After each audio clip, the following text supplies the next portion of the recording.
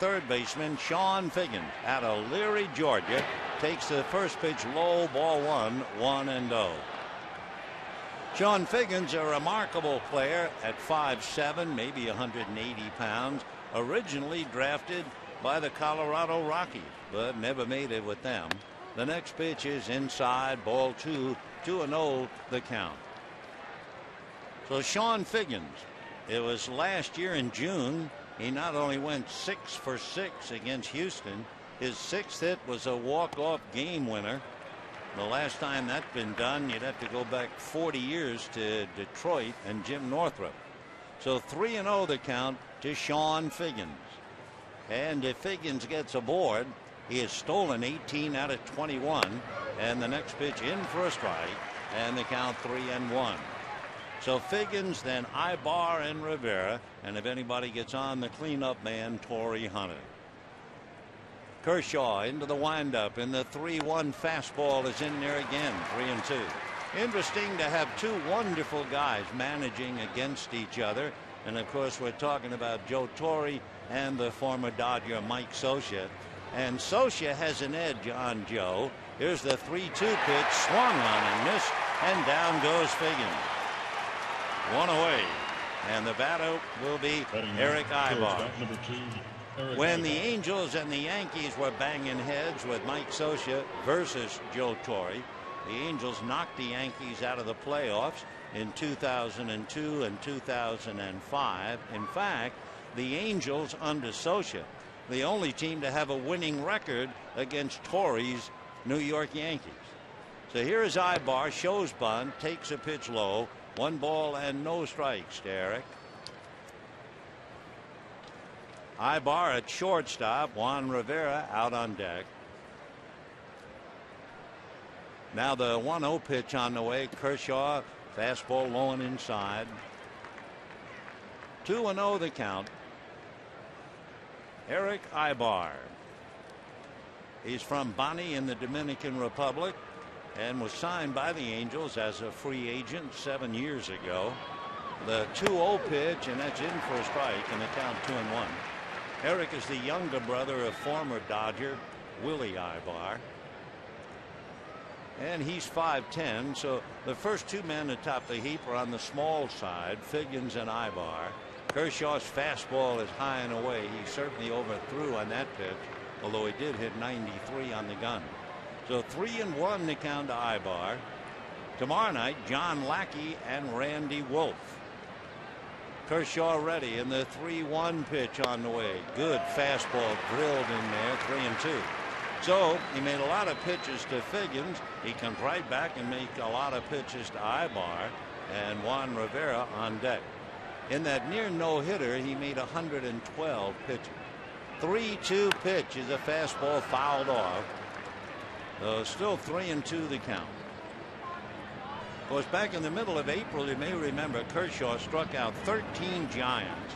That made him the youngest pitcher in LA Dodger history to strike out 13 or more in a game. Sandy Koufax struck out 14 way back in Brooklyn. 3-2 pitch is a fastball fouled away off to the right out of play. When Sandy struck out the 14 in Brooklyn, that was his second big league start, and Koufax was only 19 at the time. So Kershaw looks down the barrel to get a sign. 3-2 the count. Clayton ready, turns, and the 3-2 pitch is a fastball fouled away again. So Ibar chipping them foul. He has struck out less than 10%. So he'll make you work up there at the plate. Eric Ibar.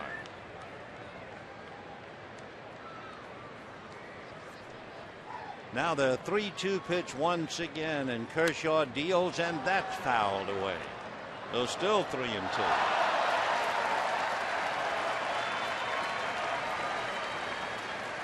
Well, from the reaction of the crowd, somebody made a good play. 3-2. Ibar with Rivera on deck. Now Kershaw again, 3-2. Foul back to the screen. Well, maybe we have another Alex Cora here. We were talking the other night about the greatest single at bat we ever saw here, when Alex Cora at an 18 pitch at bat, and on the 18th pitch hit a home run. This is the 10th pitch now to Eric Ibar, and the 3-2 pitch is taken for ball 4. So Ibar wins the battle, and a strikeout followed by a walk, and the batter will be Juan Rivera.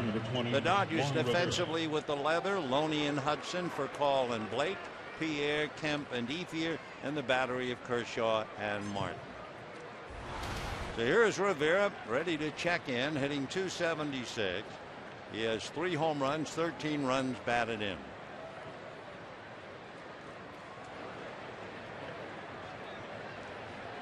Rivera out of Venezuela, right-hand batter, and he takes a strike, and the count 0-1. So after one batter at 5'8" and the other batter at 5'10", now here comes Rivera. Juan is 6'2", and was originally drafted by the Yankees about 13 years ago. So Rivera waiting. Kershaw out of a stretch, looks over at Ibar, comes back inside to the hitter. 1 ball and 1 strike the count. The Angels have given the Dodgers a bad time. We told you they have split the 16 game, 8-8. But the Angels have beaten the Dodgers 10 of the last 14. So they have Ibar at first, 1 out, and we're just starting. Kershaw ready. Here he comes. Snaps the fastball low. So the problem for Clayton Kershaw pops up again. He is making too many pitches. Of course, he has done it before, and he'll do it again. But it's one reason why when you look at his numbers, he is not averaging 6 innings a start. So Rivera waiting on a 2-1 count. He's hitting .444 is Rivera against left-hand pitching. Here comes Kershaw, and it's way out in front on a change. Great pitch.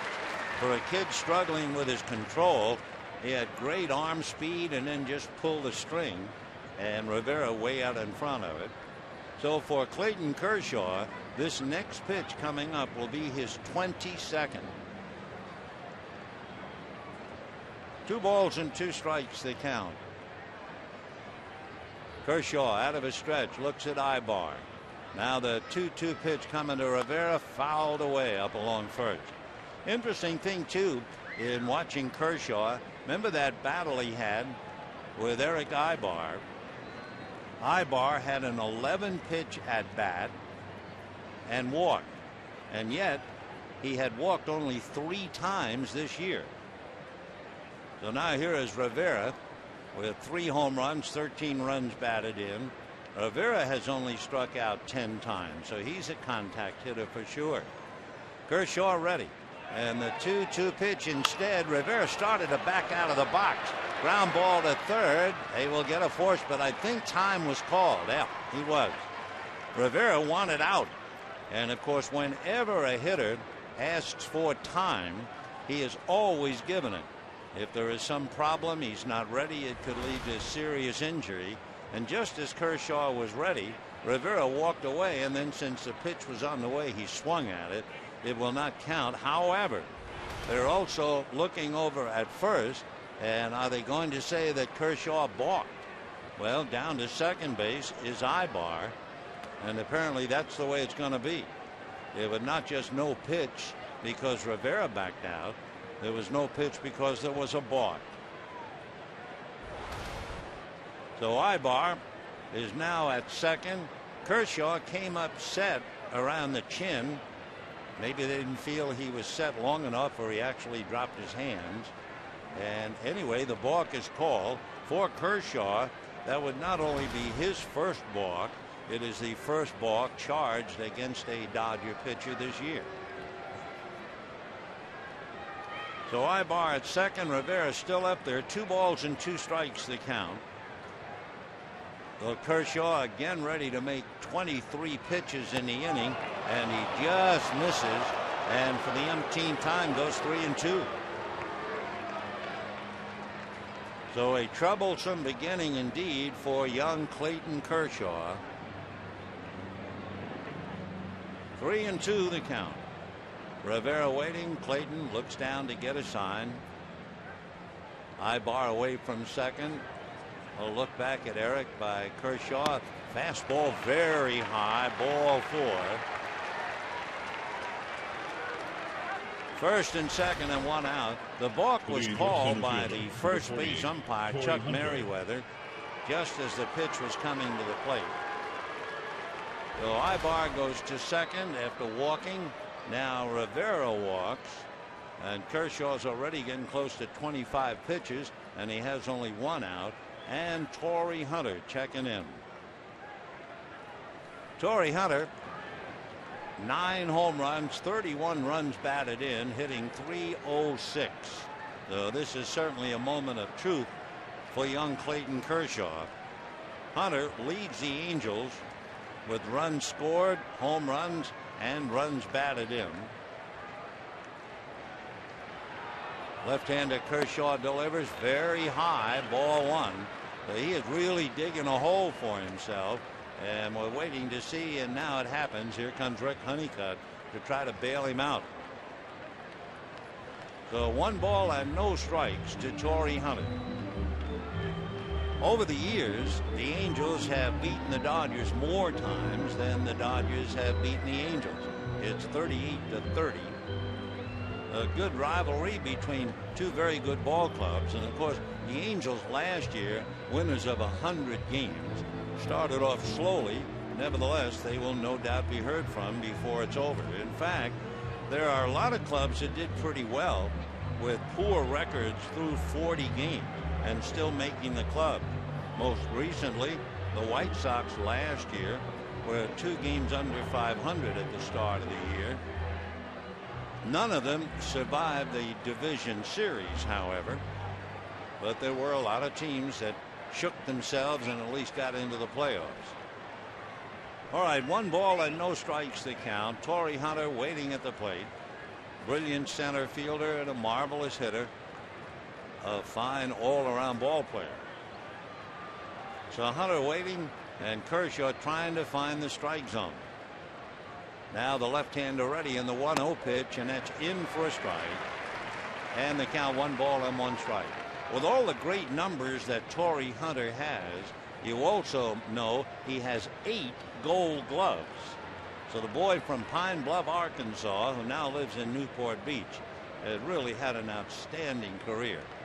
The 1-1 pitch on the way, fastball, and that's popped back to first down the line. Loney looks, Ethier comes to the stands, but he can't get it. Foul ball, and the count 1-2. So a slicing foul ball down in the corner. 1-2 the count. Torrey Hunter, as we mentioned, has 9 home runs. Interestingly enough, however, 8 of the 9 home runs have been hit against right-hand pitching. How good a defensive outfielder is he? Well, he hadn't committed an error since August of 2007. He went 199 errorless games. Here's the 1-2 pitch. Fastball, foul back, out of play. And if there's one thing that will wear a pitcher out as much as missing the strike zone, is to have the hitters foul off a lot of pitches, and that's what's happening. Especially Ibar, who had that 11 pitch at bat. Then Rivera picked up the slack, and he got a walk. And it's a 1-2 count. First time in a while Kershaw's been ahead of a hitter. The 1-2 pitch coming up. Clayton delivers, and that's popped in the air right around the mound. Kershaw's calling for it, and they say get out of the way. And it is Casey Blake making the catch under the infield fly rule.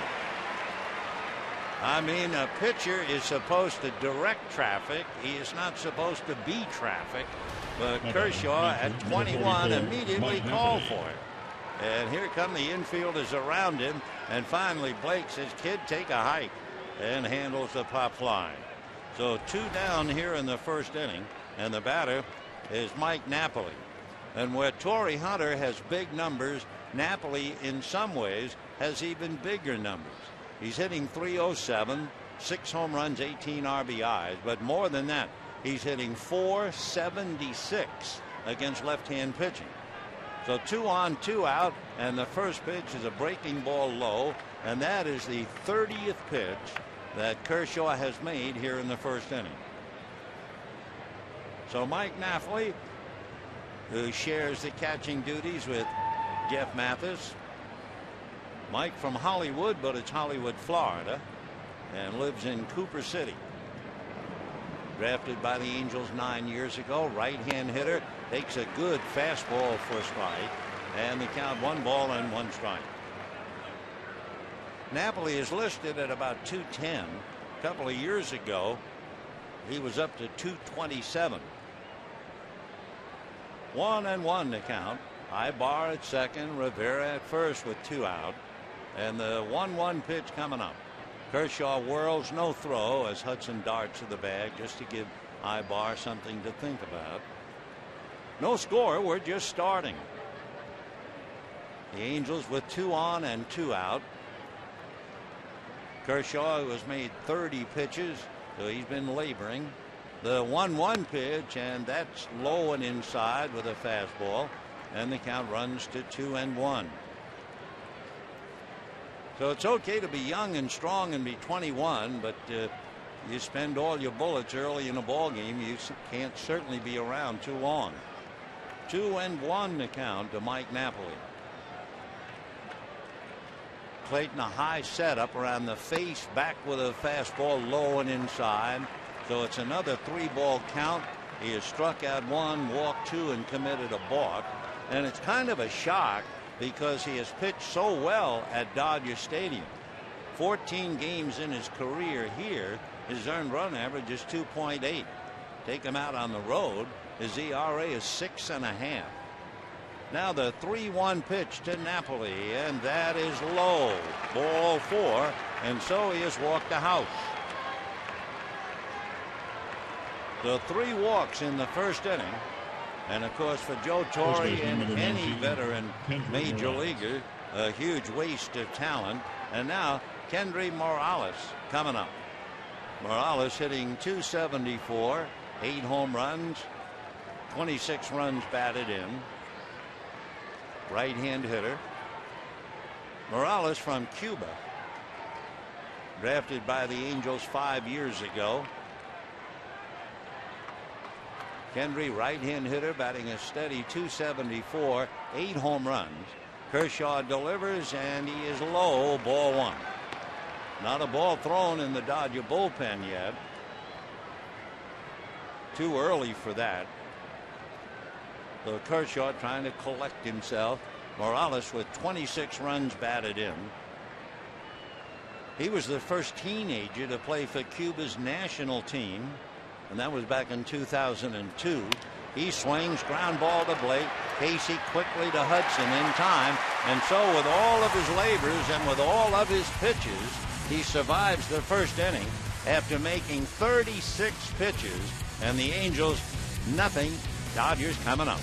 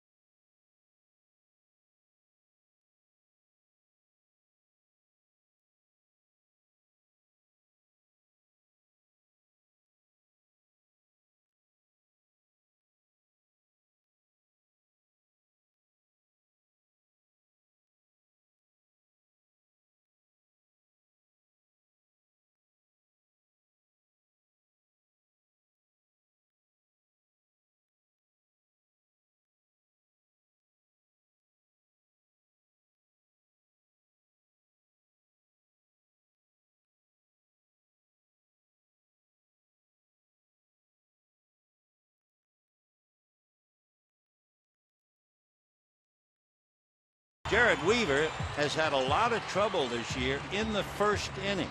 His first inning ERA is 5.6. Meanwhile, the Dodgers have scored 44 runs in the first inning. In 24, they're 42. So let's see what happens in the first inning. It is a collision of sorts. Juan Pierre, in 13 starts, leads off with a .434 batting average, and Jared ready to go to work. First pitch, fastball high and away, ball one, 1-0. Pierre has just given the Dodgers a tremendous lift, and they've taken it from there. Now the 1-0 pitch on the way, and Pierre hits a line drive bouncing into right field for a base hit, and here we go. The first inning blues for the opposition, perhaps. The batter will be Rafael Furcal. Here are the Angels: Morales and Kendrick, Ibar and Figgins on the infield, Rivera, Hunter and Matthews in the outfield, Weaver and Napoli behind the plate. Juan Pierre over there at first base has stolen 7 out of 10, and Rafael Furcal checking in. Well, the last time that Jared Weaver pitched here, it turned out to be somewhat of a nightmare. Do you remember? It was June the 28th last year. He pitched 6 innings of no-hit ball. Jose Arredondo pitched the 7th and 8th, and he didn't allow a hit. Here's Furcal now hitting .239. Throw to first, Pierre diving back.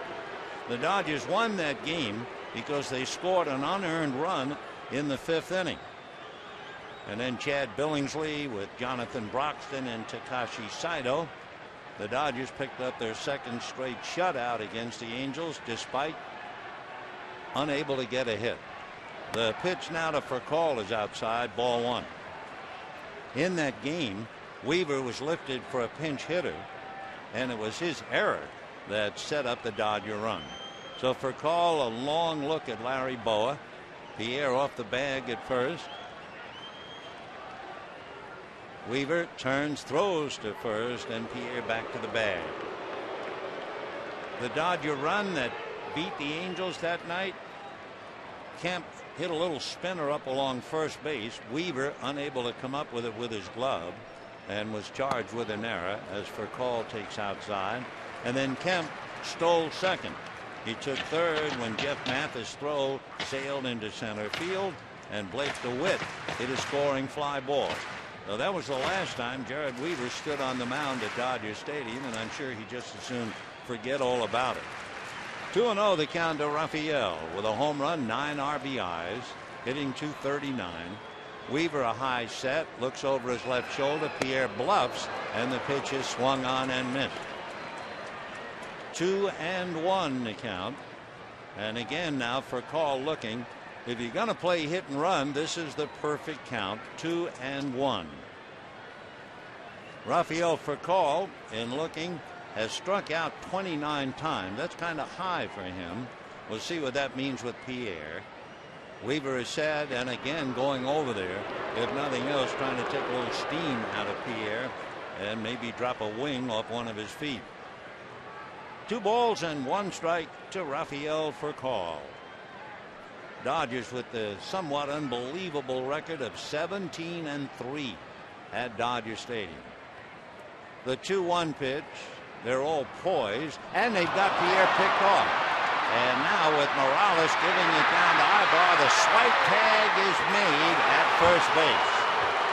Pierre thought he got back to the bag, but he never made it. So Juan Pierre committing, and the Angels nail him and make him pay. Morales and Kendrick, along with Ibar involving, and Pierre had nowhere to go. The big tag at first base just did get him, it would appear, although on the instant replay it looked like he might have missed him by an inch. Meanwhile, Furcal takes ball 3, 3-1 the count, and of course that is certainly ruled caught stealing. So only Morales knows whether he actually tagged him or not, and Pierre goes back in the dugout and sits down. 3-1 pitch to Furcal is fouled away, and we have a 3-2 count. So Pierre committing on what certainly looked like a hit and run count. Being run down, and now Rafael Furcal runs the count all the way. We're in the bottom of the first inning. No score, 1 out. Orlando Hudson on deck. Weaver's next pitch is off the plate, ball 4. So far, we're only in the first inning. We've had 4 walks and a hit, no score. And the batter now is Orlando Hudson. Again, when you look at the play, it certainly would appear, and only we could slow it down, but it looked like Morales never touched Juan Pierre. But for Chuck Merriweather, of course, he had only 1 shot and only 1 quick bat of the eye, and then made the call. I'm sure Pierre would not have felt it even had he been just ticked, but it did appear like he missed the tag. Okay, 1 away for call at first. Here's Orlando Hudson with an 11-game hitting streak, and the old dog takes outside, ball 1, 1-0. Most hits by a Dodger through the first 42. You'd be surprised to realize Cesar Torres tied Willie Davis with 62. Steve Garvey way back at 61, and here's Orlando with 59. The 1-0 pitch on the way is instead a throw to first. Furcal has stolen 3, but he has been caught 3 times. Interesting too, if you look at the Dodger record, it's amazing the 13 losses that they've had this year. You know, they're 29-13. Here's the 1-0 pitch coming up to Orlando. Jared Weaver is set, delivers, and that's a strike. 5 losses of the 13 came in the 8th inning or later. Only twice out of 42 games have the Dodgers trailed from start to finish. Only twice. Tell you a few more tidbits about the Dodger record. Weaver straightens up. The 1-1 pitch is a breaking ball, low ball 2-1. Only 5 times really in the 42 games have the starting pitchers struggled enough. Kershaw 3 times, James McDonald and Eric Stokes. The Dodger offense has scored at least 4 runs in 8 of the 13 losses. Here's the 2-1 pitch coming up. Hudson waits, swung on, whacked into left field for a base hit. Down to second, goes for call. So the pickoff of Juan Pierre gets bigger and bigger here in the first inning. Hudson is now hitting a career high 12 straight, and the batter will be Andre Ethier. And for Jared Weaver, it's the same story. He struggles in the first inning, and the Dodgers normally get well in the first inning and trying to do it right now. He has failed to retire anybody. And Andre Ethier checking in.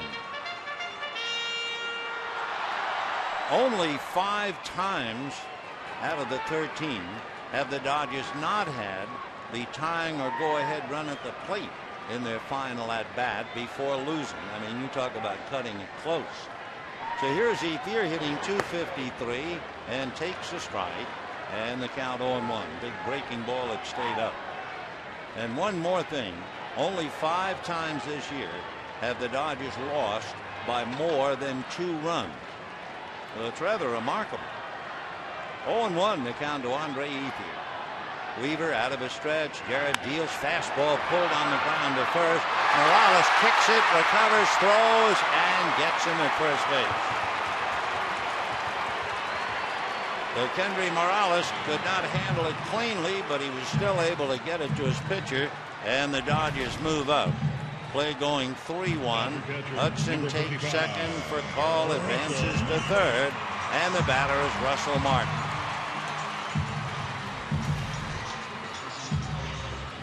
So second and third with 2 out. And now Martin hitting .263 with 16 runs batted in, checking in. First base open. Martin during this homestand is just 1 for 12. Weaver out of a stretch. Jared checks the runners. Now the first pitch to Martin, and that's just off the plate. Ball 1, 93-mile-an-hour fastball. Martin, you may remember Wednesday night, drove in the game-winning run. Despite the fact he has been struggling, he has reached base safely in half of the last 55 plate appearances.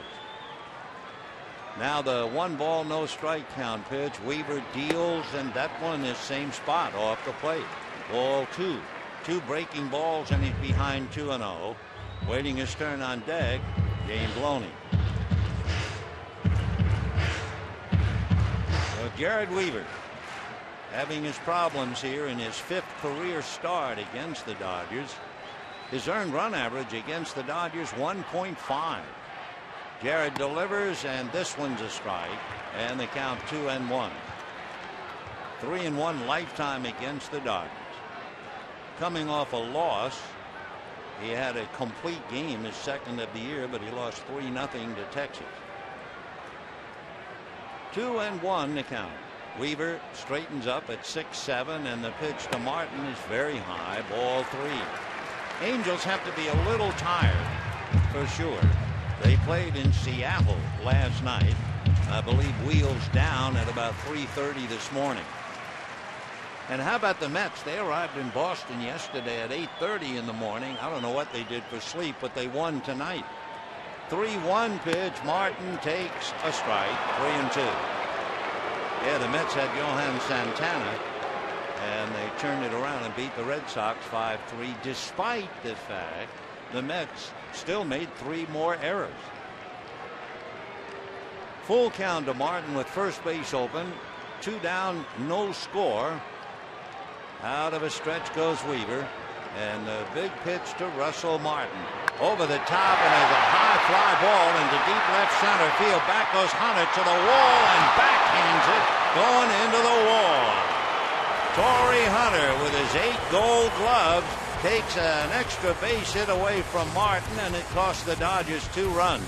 And at the end of an inning, no score.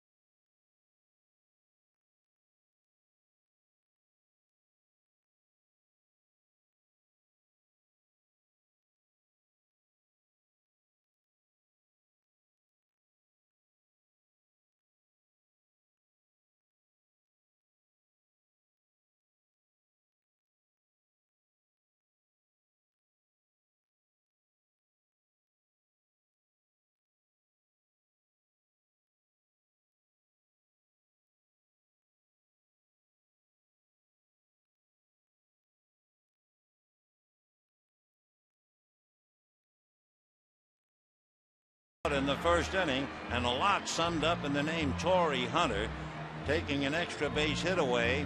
Of course, with 8 gold gloves, you expect him to make remarkable plays. You know how they talk about an outfielder taking a home run away from the hitter, reaching up above the fence? They figure that he has saved 35 home runs from clearing the fence in his career. He made an over-the-wall catch about 12 days ago, and the Angels beat the Royals 1-0. So now in the second inning, Gary Matthews Jr. and takes inside. Ball 1, 1-0. Gary hitting .278. He has a home run, 13 runs batted in. He's been hitting well of late as he takes high, and so Kershaw now has already made 38 pitches. Matthews has hit in 15 out of 19, 18 out of 23, and Kershaw trying desperately to throw strikes. 2-0 pitch on the way. Fastball in there. 2-1 to count. For Gary Matthews, the hits are piling up. He needs 9 more to have 1,000. And of course, he's a chip off the old block. 2-1 pitch, and Gary hits it foul up to the right, out of play. Gary's done a lot throughout his career. He hit for the Cycle for Detroit 3 years ago. Joined his father as the 11th family in Major League history to have a father-son selected to play in an all-star game. The next pitch is low and inside to Gary, and you now have a 3-2 count. Matthews, born in San Francisco, lives in Newport Beach. His dad played 16 years in the major leagues. 3-2 pitch is swung on, pop foul off first. Loney coming over near the Angel dugout to make the catch, and we have one away here in the second inning.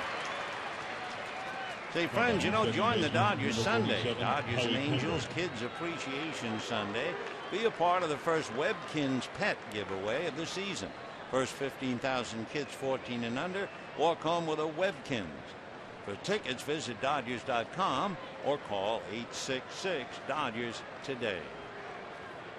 Here's Howie Kendrick, and Howie takes off the plate. Ball 1, 1-0.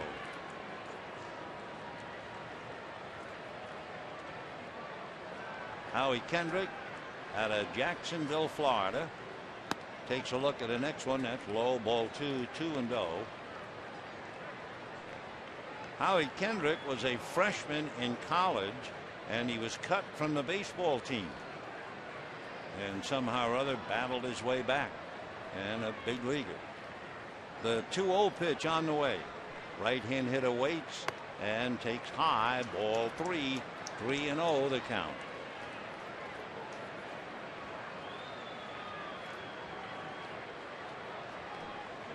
Three 3-0 pitch to Howie Kendrick, and that's in for a strike, and the count 3-1. Kendrick from a little town, Callahan, Florida. Definition of little, population about 900. 3-1 pitch, and Howie swings, drives it to right. Ethier going back, away back to the track, and makes the catch right at the scoreboard in right field. To Howie Kendrick, a long out to right field. Nice play by Andre Ethier. And Jared Weaver will be coming up. Well, of course, as an American League pitcher, he doesn't get much of a chance to swing the bat. Jared certainly gives Kershaw the best strike zone in town. Young Weaver at 6'7", and the fastball is still low, ball 1. 2 out, second inning, no score. Kershaw ready, and the 1-0 pitch on the way. Weaver backs off, takes a strike, and a 1-ball, 1-strike count to Jared.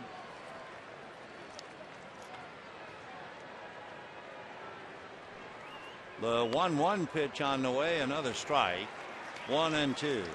Oh, now there's some pictures. A couple of little guys, earphones, mom on a cell phone. The 1-2 pitch missing. 2 balls and 2 strikes.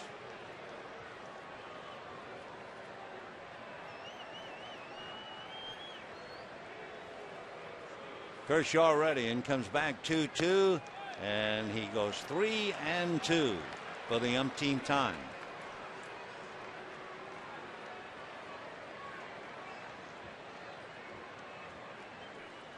Now the 3-2 pitch coming up, and it's a little ground ball up the middle. Orlando backhands, turns, throws, and just did get him. The Angels in the dugout reacting as if they thought Weaver had beaten the play for sure. In fact, so much so, they're going to argue with Chuck Merriweather. So Merriweather telling Mike Scioscia all about it, and we're scoreless at the end of an inning and a half.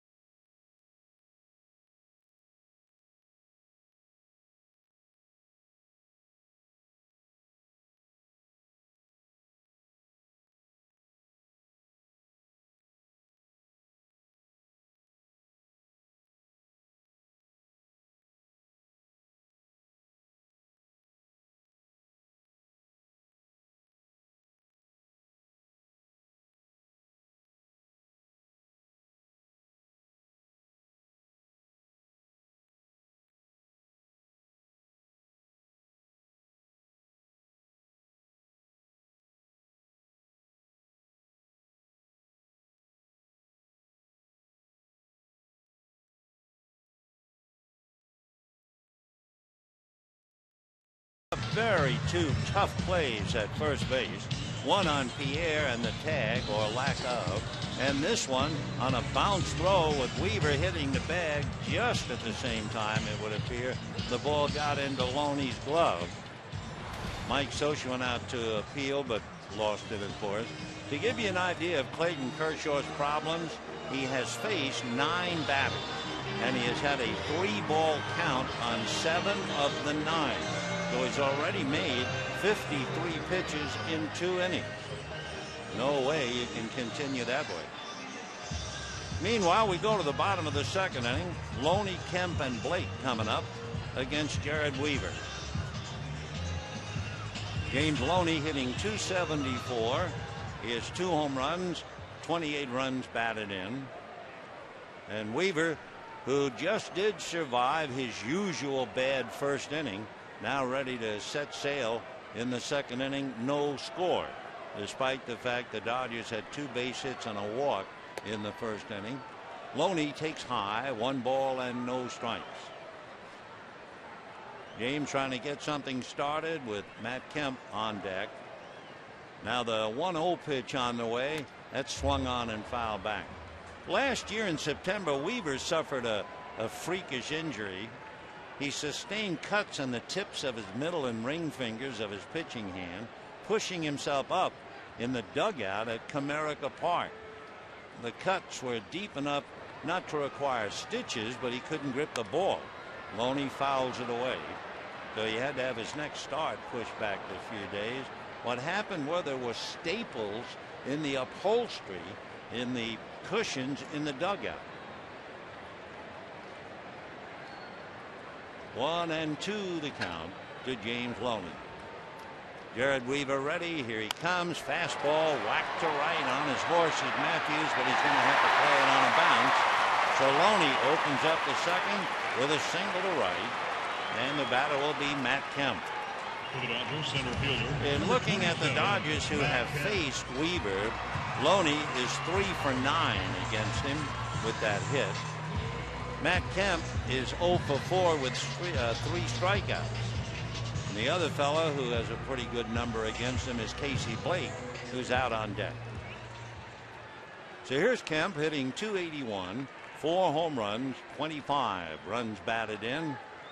Jared Weaver bends at the knees and the waist, now straightens up, and Kemp waits.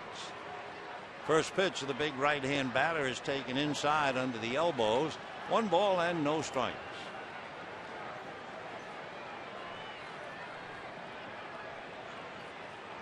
Angels left 3 in the 1st inning.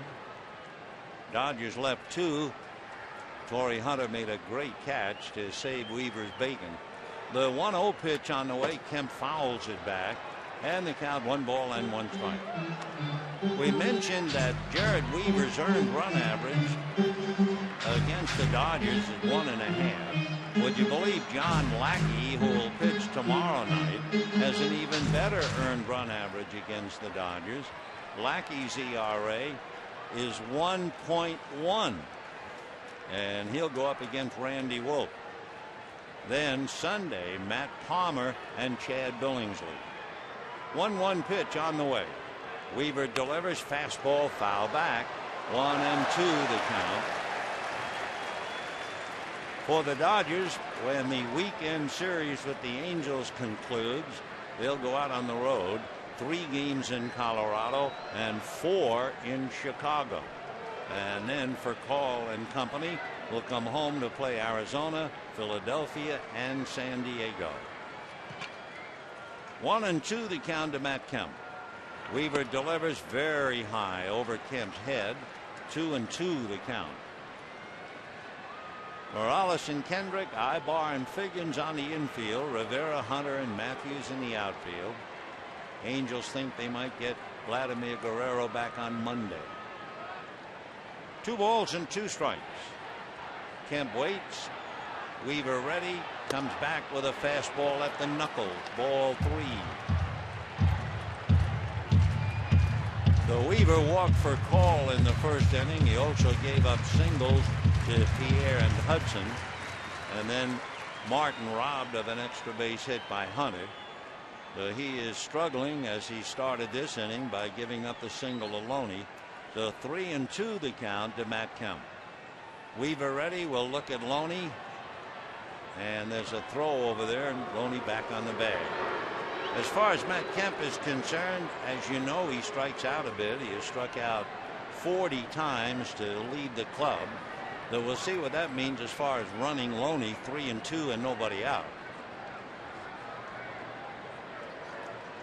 Weaver straightens up. A check of Loney, who has a short lead. He's going. The pitch is ball 4. So both starting pitchers, and the emphasis is on starting because the way they're pitching, neither man will be close to finishing. And the batter will be Casey Blake. 2 on, nobody out. Mike Scioscia, like Joe Torre, trying to be very patient with brilliant young pitchers. Now Kendrick comes in to join Napoli on the mound. If you were doing the math, that is to say, if you add up the first pitch strike total of Weaver and Kershaw, you get 1 out of 15. So here is Casey Blake. 2 on, nobody out, no score, second inning.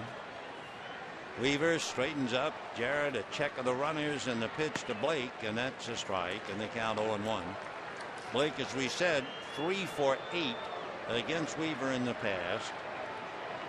But of the other 5 failures to get a hit, he has struck out 4 of those 5 times. On deck, Clayton Kershaw. Strike 1 pitch now to Casey, and the big right-hand hitter late on a pitch. 0-2 the count. Blake hitting .287, leading the Dodgers with 9 home runs, 26 runs batted in. James Loney, who singled, is at second. Matt Kemp, who walked, at first. And the strike 2 pitch to Casey Blake. Weaver delivers, ground ball to short. The quick feed for 1. They'll turn it for 2 with Loney taking third. So Blake hits into the double play. 6-4-3. 2 down. And Clayton Kershaw coming up. For the Dodgers, pitcher number 22, Clayton Kershaw. Clayton Kershaw has 2 hits and 14 at-bats. But every time you have a pitcher coming up, you look at his number of at-bats and how many times he has struck out. And for Kershaw, he's had a total of 19 plate appearances, and he has struck out twice. So it makes him a little dangerous if he can make contact. And the first pitch is taken for a strike, and the count 0-1.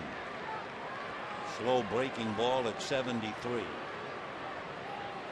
No balls, 1 strike. Clayton bats as he throws, left-handed all the way. Swings, hits a little ground ball to the right side. Kendrick has it, and that'll be that. So the Dodgers have a single and a walk and fail to score, leaving 1. And at the end of 2, no score.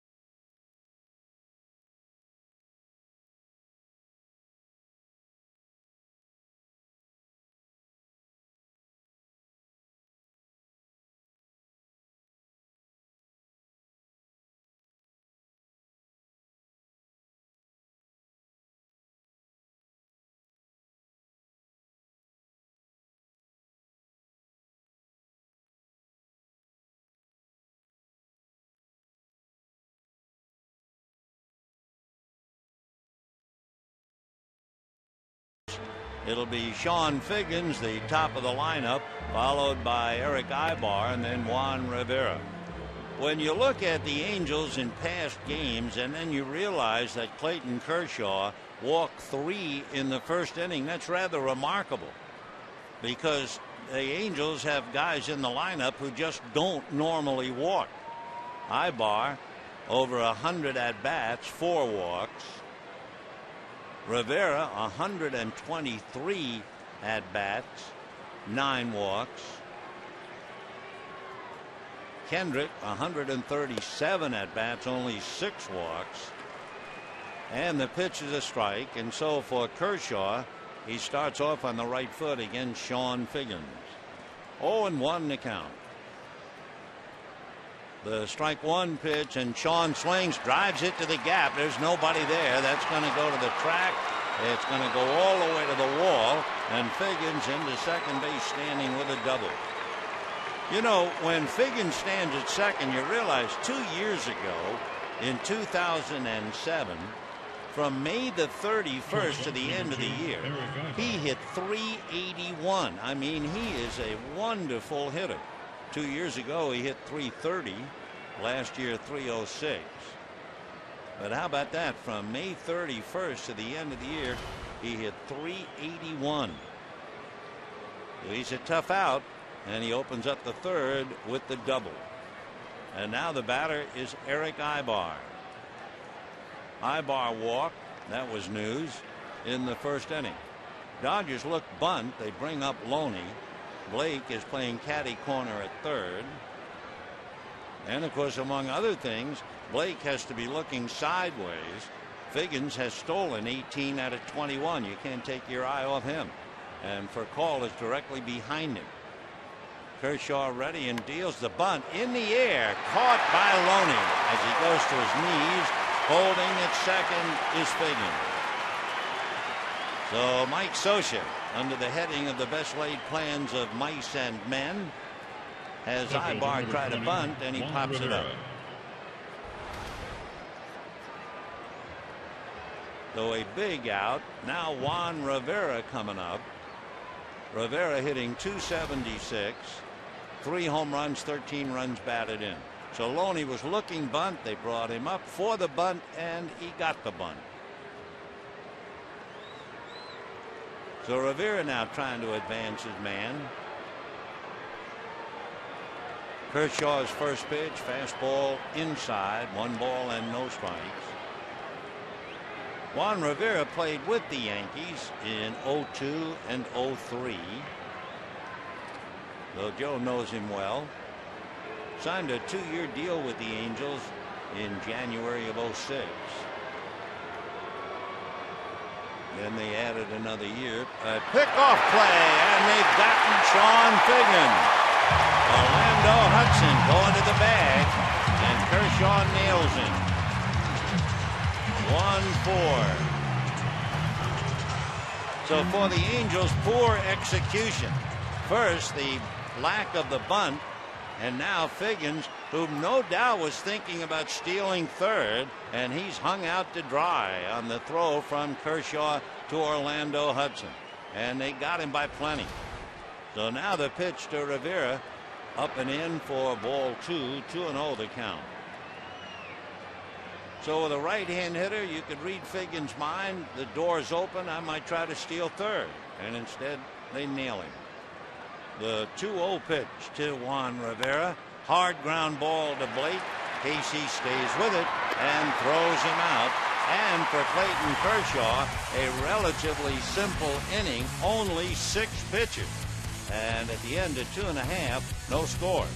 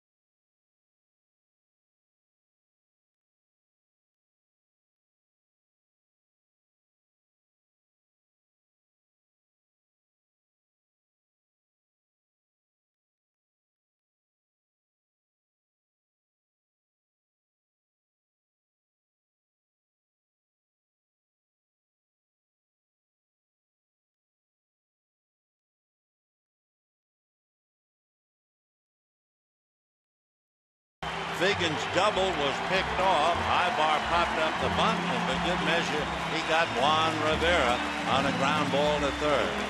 So we go to the bottom of the third inning, no score, each side having a chance, and Juan Pierre will lead it off. Pierre opened up the ball game with a single to right, committed too early and was picked off, although it was awfully close. Not to give Chuck Merriweather a bad time because it is so difficult, but it would appear as if Morales missed the tag. Strike one pitch on the way as a check swing foul. 0-2 the count. So Pierre for Call and Hudson. Pierre hitting .412, but even better than that, he came into the game hitting .434 in his last 13 starts. Strike two pitch on the way, and Juan takes high, ball one. 1-2 the count. Juan Pierre and Sean Figgins, old buddies from way back. The 1-2 pitch on the way bounced up there to the plate, and the count 2-2. Just thinking about that with Pierre, but of course with two strikes he wouldn't do it. But Figgins playing deep and wide of the bag at third. If Pierre ever decided to drop one that way, but not with this count. 2-2 pitch coming up, and Pierre swings and strikes out. And for Juan Pierre, that's kind of news. He has only struck out 4 times this year. You know, Sunday you can head to the beach, Bleacher Beach at Dodger Stadium, the all-inclusive section in Dodger Town.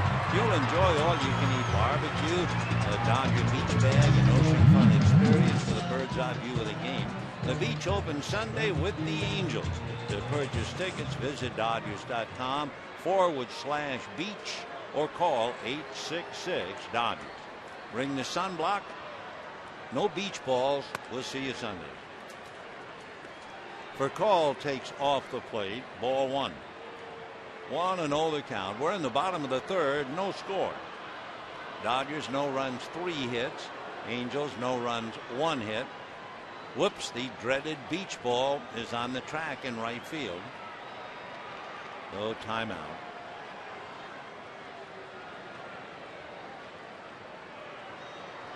One ball and no strikes to Furcal, who drew a walk in the first inning.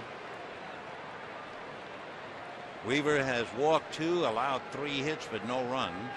And the big right-hander tries to throw a big spinner, and it stays upstairs. 2-0 the count. Jared Weaver has pretty much the same arm slot all the time. Fastball foul back. He's not like his older brother, who's 3/4 and sometimes sidearm. Of course, the older brother changing the arm angle, I'm sure, from years of wear and tear. 2-1 pitch coming up. Fastball, fly ball, shallow left center. Here comes that man, Torrey Hunter. So 2 down. And the batter will be Orlando Hudson.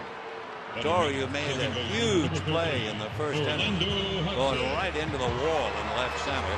All you had to do was see that play, and you know why he has 8 gold gloves. Hudson singled to left field in the first inning. Orlando has hit in 12 straight, career high.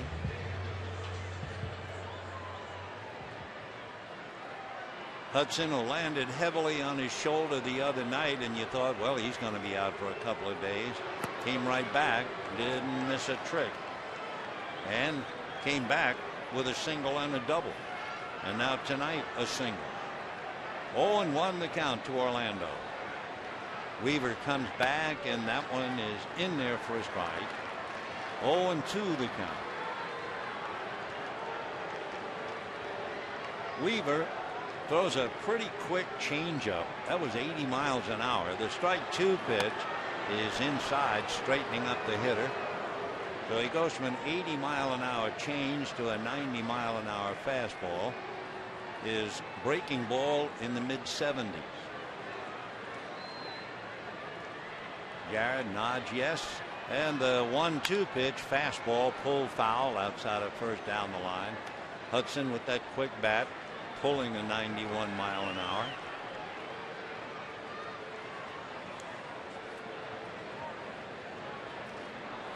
No score, bottom of the third inning. Weaver ready, and Jarrett deals, and the fastball on the outside corner. Strike three call. So Weaver comes up with 2 strikeouts in the inning. Dodgers go 1-2-3, and at the end of 3, no score.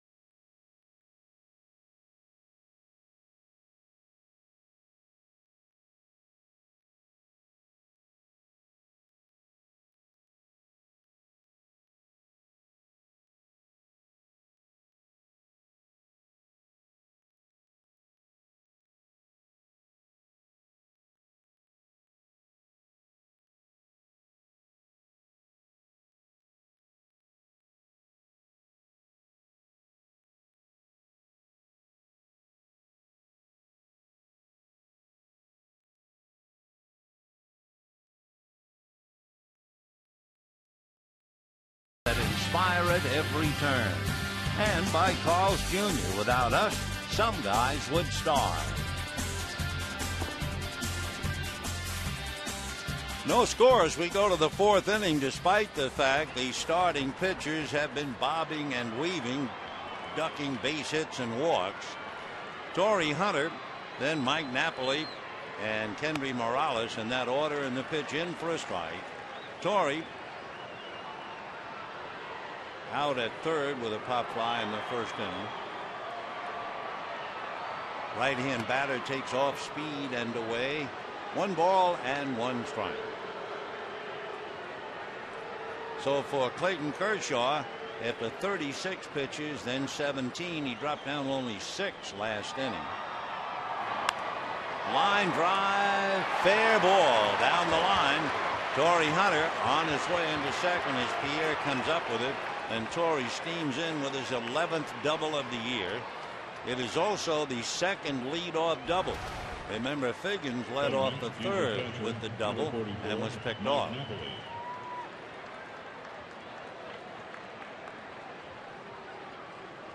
So Hunter at second, nobody out. Napoli, Morales, and Matthews now trying to pick him up.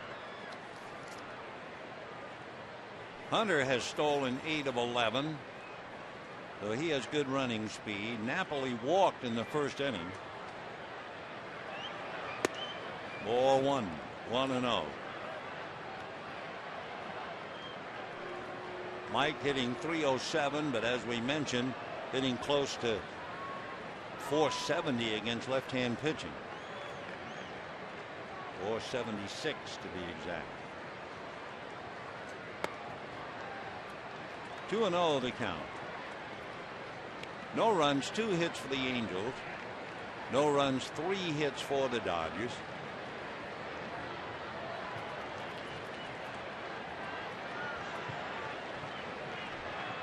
Each side having left 3.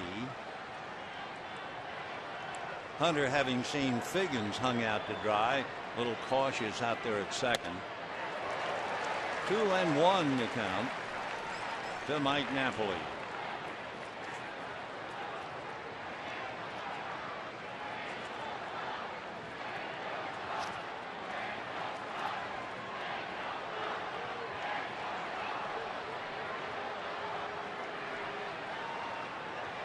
Two balls, 1 strike. Good fastball, and that evens it up 2-2. That fastball 93.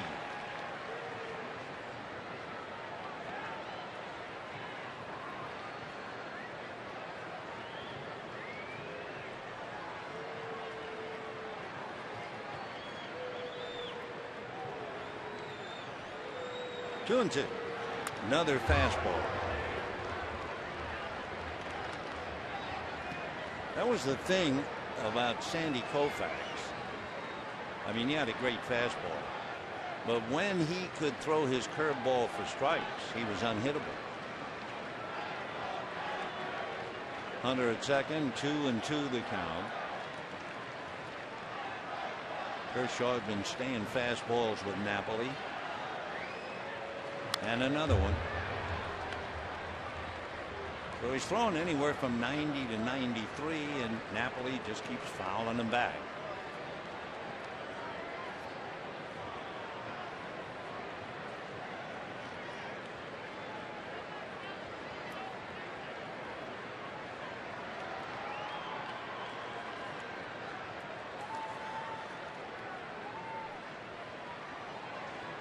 And a breaking ball got him. So after all those fastballs, now he came back with public enemy number one, and down goes Napoli.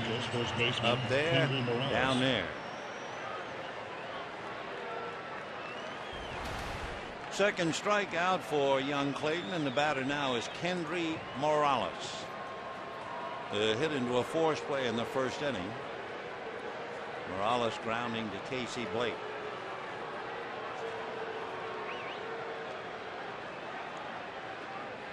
Morales, we mentioned, came from Cuba. We should put it another way. He finally made it out of Cuba. He was actually put in jail twice for trying to escape Cuba. He was hitting cleanup for the Cuban national team when he was 19 years old.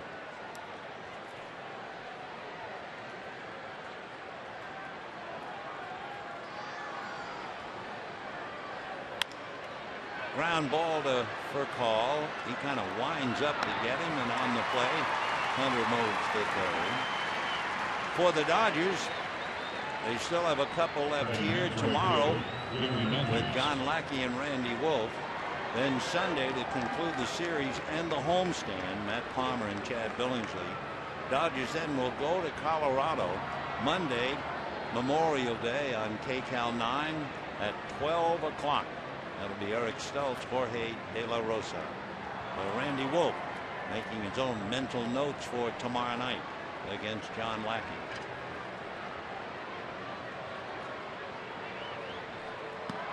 Matthews takes a strike. 0-1 to Gary.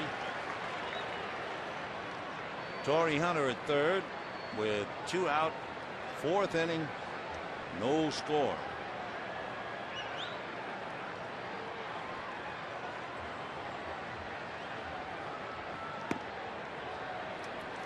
As we always do with a runner at third, we check Kershaw has 1 wild pitch.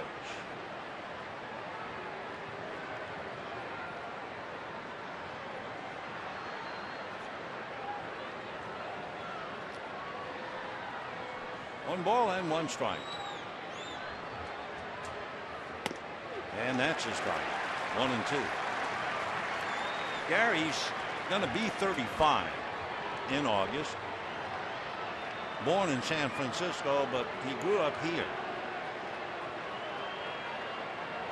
Whenever his dad came to play here at Dodger Stadium, young Gary would be right there with him.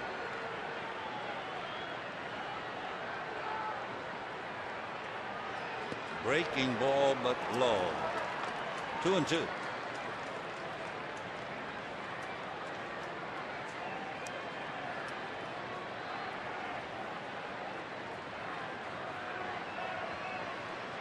Kershaw, 2 balls, 2 strikes, 2 out, runner at third, no score in the 4th.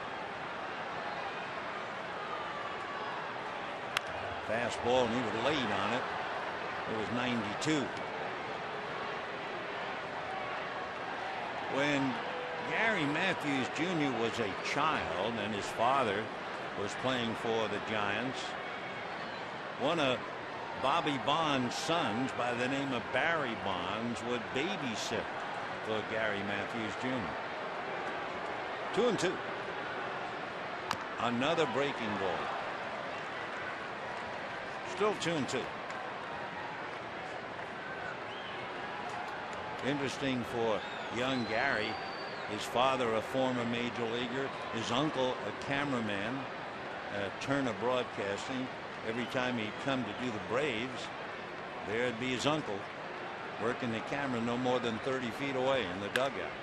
A hopper, fair ball, no play for Casey Blake, and the run will score. Well, what Casey did more than anything else is to hold Matthews to a single, and it's the Angels who break through to lead 1-0. Ball hit right over the bag. Casey makes a great effort, but no chance. So it'll be a single to third. Scoring is Hunter, and the Angels lead 1-0. 1 run, 3 hits as Gary picks up the RBI, and Howie Kendrick at the plate. Whoa. Pretty good bat speed on a 91-mile-an-hour fastball. 0-1.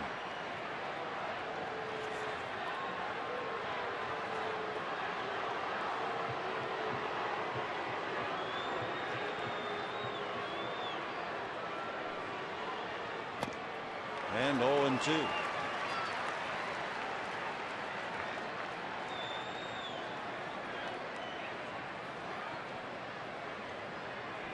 Howie Kendrick, raised in Florida, but never spent much time with his mom and dad for one reason. They were both in the service.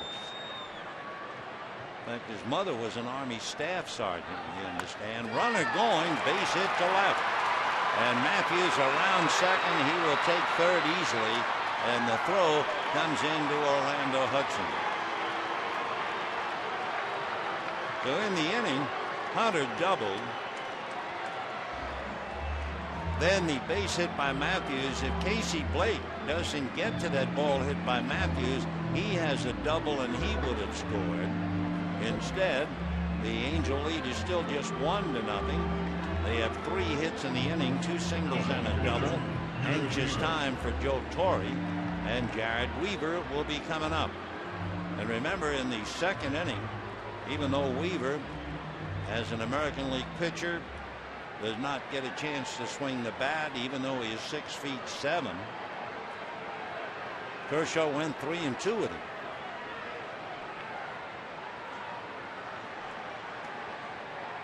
First and third, Matthews at third, Kendrick at first. And a strike. Kendrick at first base has stolen 5 out of 6. Matthews has not been involved in a stolen base, but you wonder if they don't have a delayed double steal on. That's a strike. So now 0-2 the count.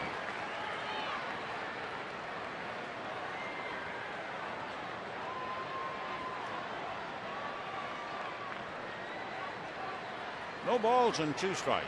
1-0 Angels in the 4th. Check swing. Did he swing? Yes, says Chuck Merriweather, and that's the inning. So the Angels break through on 3 hits for a run, lead 2, and at the end of 3.5, lead 1-0.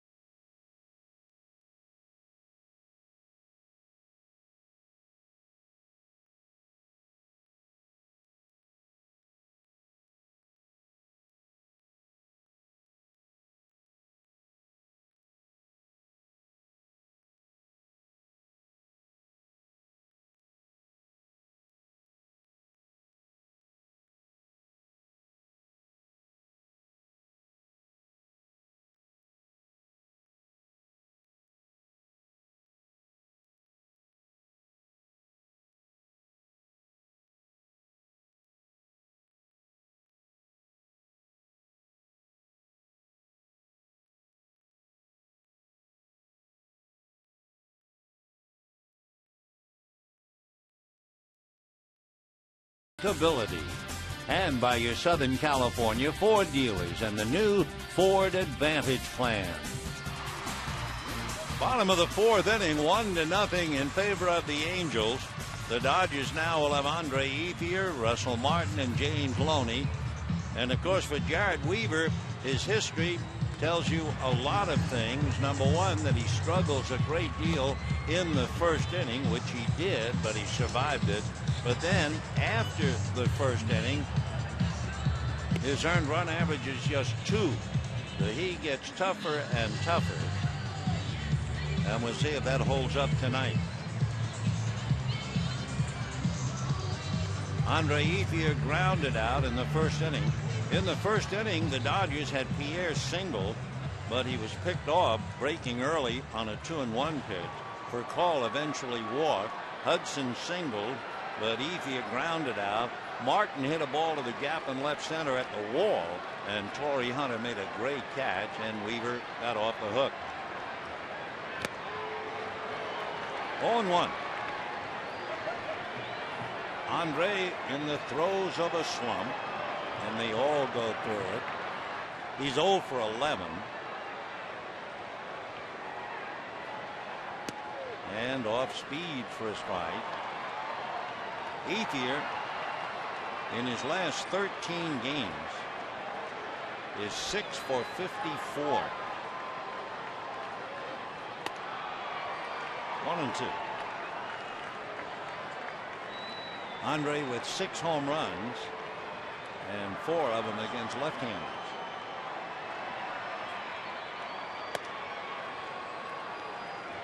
Two balls and 2 strikes the count.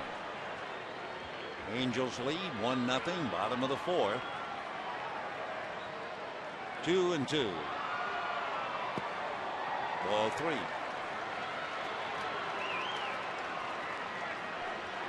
Weaver came into the game 3-1 strikeouts to walks. And a hopper to the hole. Great stop by Kendrick to throw him out. So Ethier robbed of a hit on a fine play by Howie Kendrick. 1 away in the fourth inning. Russell Martin. That looked like sheer base hit. So a good play to bail out the pitcher with the leadoff batter. And now it'll be Russell Martin. And talking about big plays, it's Torrey Hunter in center field who has the gem tonight. That's ball 1. Martin came up with runners at second and third and 2 out. And Torrey Hunter took an extra base hit and 2 RBIs away from him. 2-0.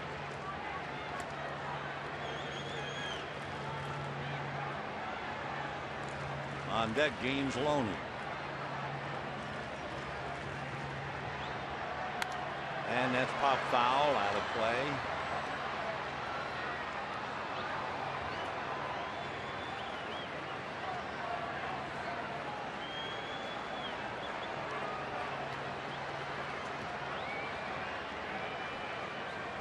When you're hitting against Weaver, you know fastball, curveball, change, and slider. Fastball whacked to right field, and this time no one can catch it on the fly. A stop by Gary Matthews leaving his feet, and into second base goes Martin.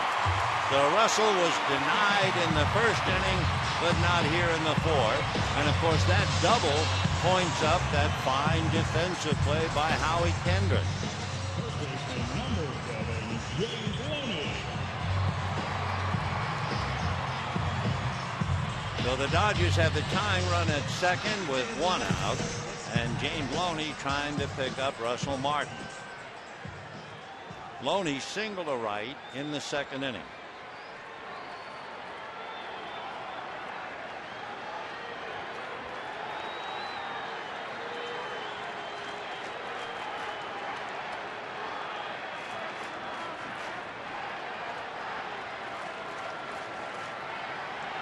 Off speed, and it's hit up the middle. That'll not only be a base hit, it will score Martin to tie it up.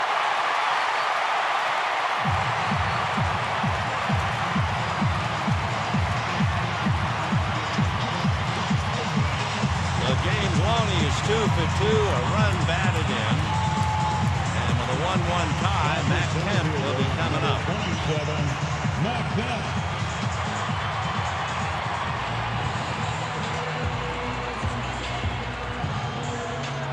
One run, 5 hits for the Dodgers. 1 run, 4 hits for the Angels. Matt Kemp drew a walk in the second inning. So again, the Dodgers might really have something going, except for that play by Howie Kendrick. Ball 1.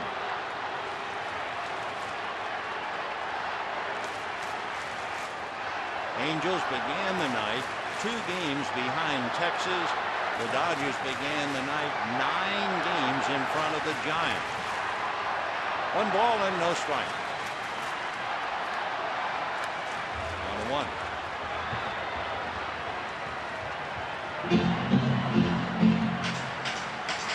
Outfield deep and really fanned out. Get the idea that Matt uses the whole ballpark.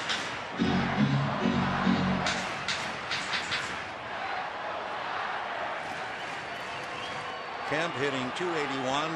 Loney held on by Morales.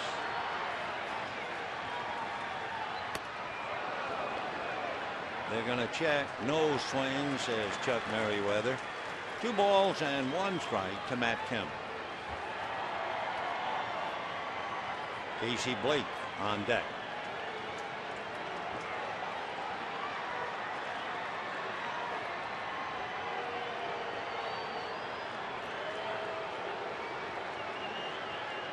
Off speed and got it in there. 2-2.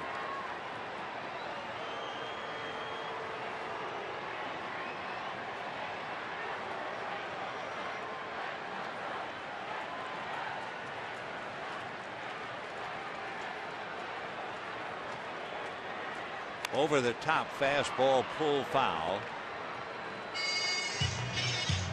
Still 2-2. In the inning, Ethier robbed of a hit by Howie Kendrick. Martin doubled to right field. Loney singled up the middle to drive in Martin. And now Matt Kemp is up there 2-2.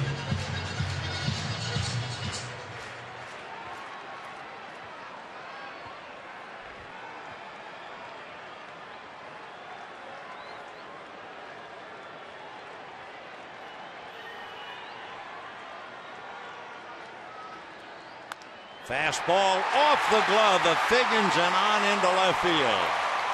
So Loney stops at second. Well, Kemp blisters one, but Figgins got the glove on it and just couldn't hold it. And Casey Blake coming up. We have time for our CarMax text question, and it is simply this: who do you consider the Dodgers' biggest rival? The Giants or the Angels? Text your answer to 86212. Of course, I agree with you. They play the Giants a lot more. The Giants are in the Western Division, etc., etc. So here's Blake, and ball 1. So Kendrick makes a big play on Ethier. Martin doubles, Loney singles. Kemp singles off Figgins' glove. 1-1 tie in the 4th inning.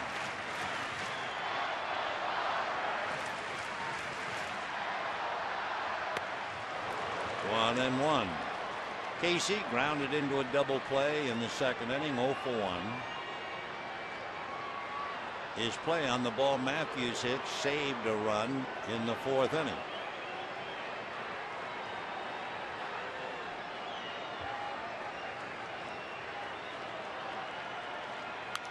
Fouled away, 1-2 the count.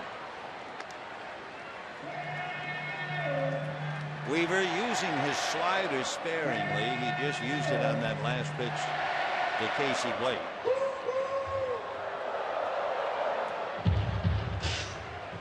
One and two the count.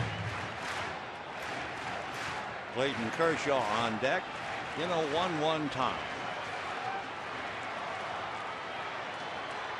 Fastball pulled fair. Great stop by Figgins on the bag for the force play. Wow. Sean Figures, who couldn't hold the line drive hit by Kemp, makes a marvelous play to get a force play and take a double away from Casey Blake. I mean, that is there, and Figures gets the force. So we've had several wonderful defensive plays, and we're only in the 4th inning.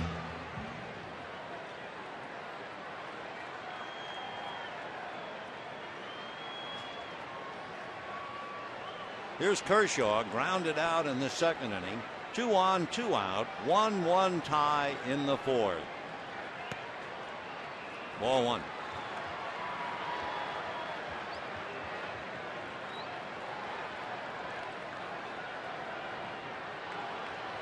Kershaw has 2 hits this year, no RBIs.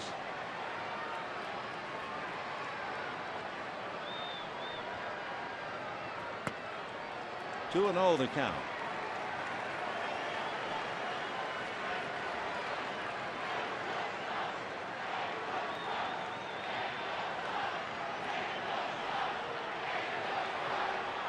Kemp at second, Blake at first, 2 out. Fastball in there. 2-1.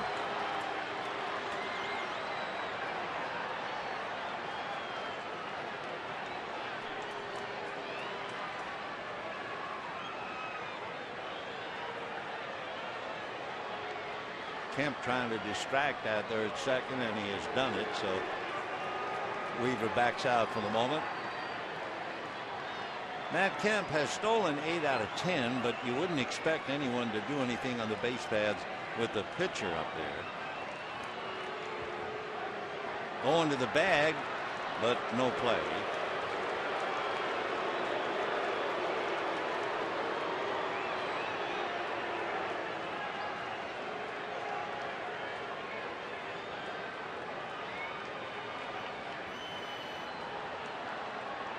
If nothing else, Kemp trying to open up a hole, and ground ball to short. We have to go the long way, and that'll be that. But the Dodgers come up with 3 hits for 1 run. Sean figures prominently in a 1-1 tie.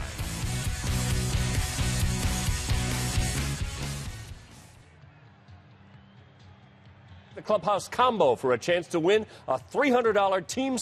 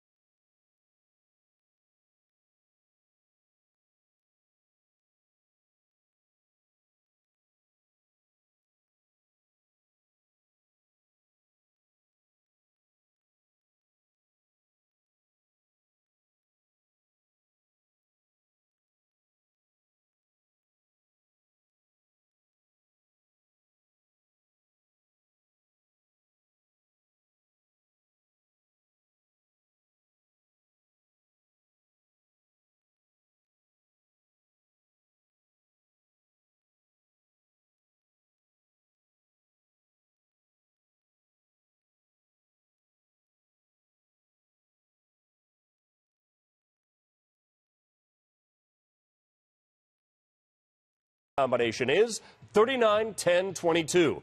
Enter now on KCAL9.com, brought to you by Wingstop. We have a 1-1 tie, but it's not been easy. In 4 innings, Clayton Kershaw has made 84 pitches. In his 4 innings, Garrett Weaver has made 74 pitches. And we were talking about how even these teams are. They've split the last 16. Well, tonight, each team is 1-4-7 with runners in scoring position.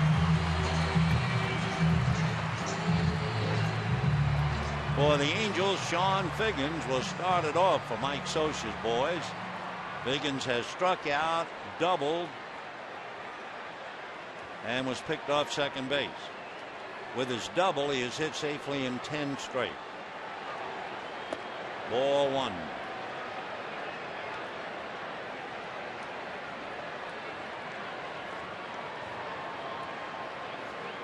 C-H-O-N-E comes out Sean. We mentioned earlier that Figgins and Pierre are very good friends. They've been close since their first year of professional ball. They were teammates and roommates in Portland with the Rockies Northwest League team. So they were just babies starting out. And that was back in 1997, 1998. Now here they are, both in the big leagues and battling each other. And both picked off tonight. And ball four, so look out now. So Figgins, who is such a multi-talented player, and he's stolen 18 out of 21. Not a ball has been thrown in the Dodger bullpen yet, but the operative word is yet. They are moving the furniture. And the batter will be Eric Ibar.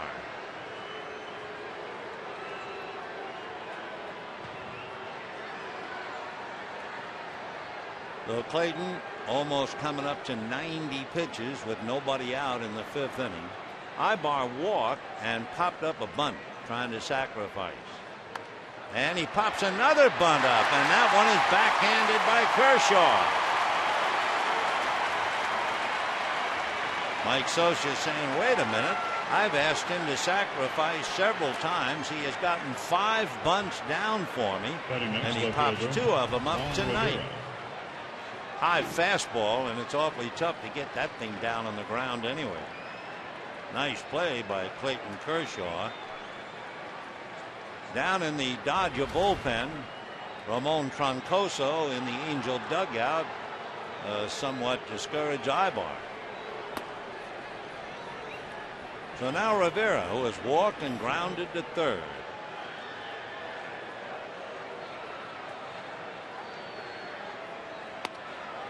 And a strike. 0-1.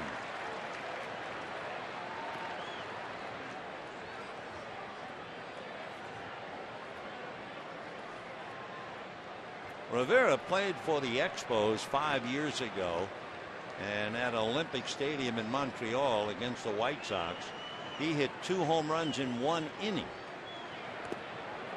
Check swing.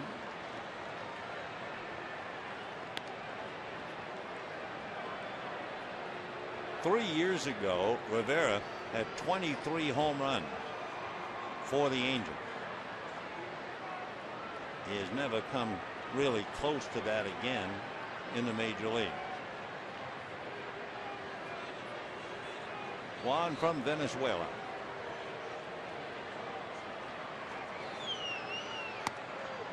And a good fastball at the corner. 1-2 the count.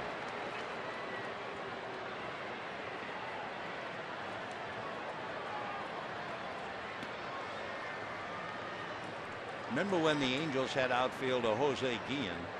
They traded Jose to Washington, and they got Juan Rivera and Meiser Izturis. Well, Figgins, who could not be advanced by the bunt, might certainly try to advance himself by the steal, and the Dodgers watching him very carefully.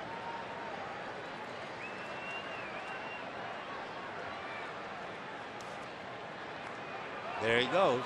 Pitch is high. The throw hits the runner. Karen stiff for call. And Figgins is in there with his 19th stolen base.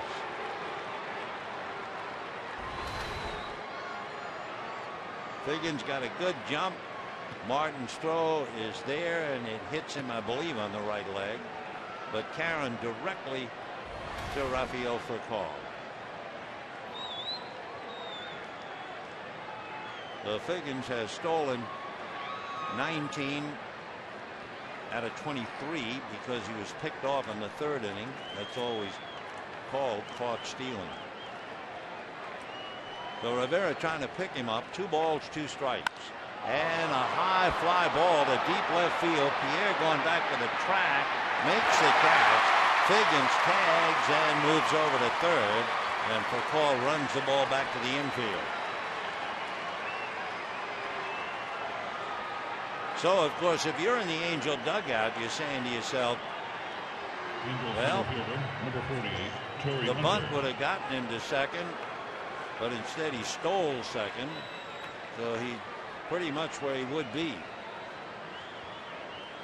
The Rivera long fly ball to advance Figgins to third, and Torrey Hunter coming up. Torrey Hunter popped up to third and doubled.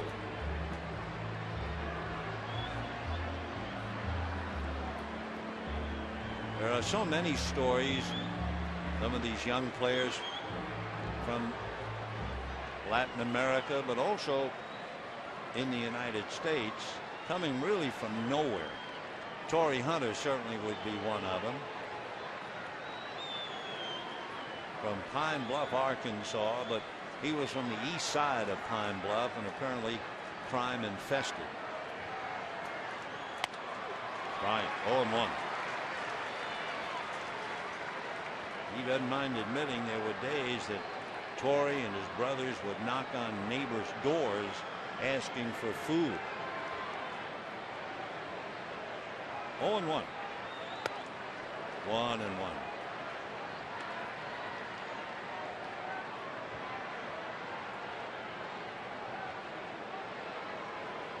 Torrey really never thought of himself as a baseball player until maybe junior year in high school. He was a terrific football player.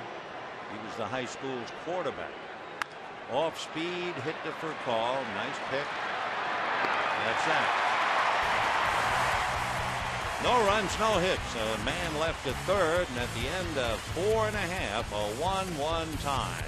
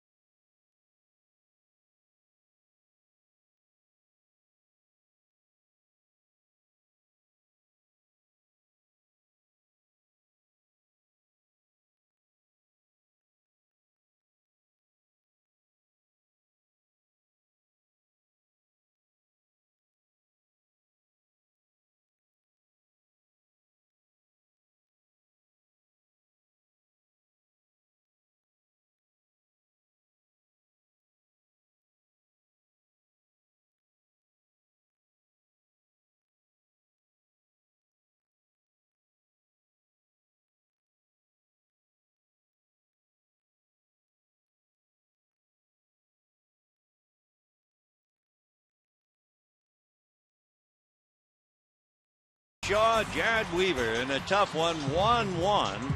Bottom of the 5th inning. Kershaw has now made 97 pitches, so they're going to have to watch that.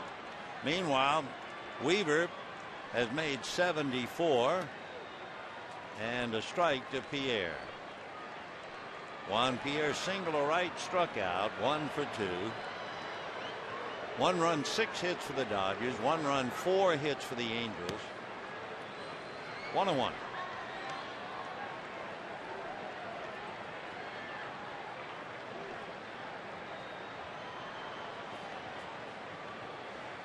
And drive to straightaway center, and Hunter was over to left center, and Pierre will hold on with a single.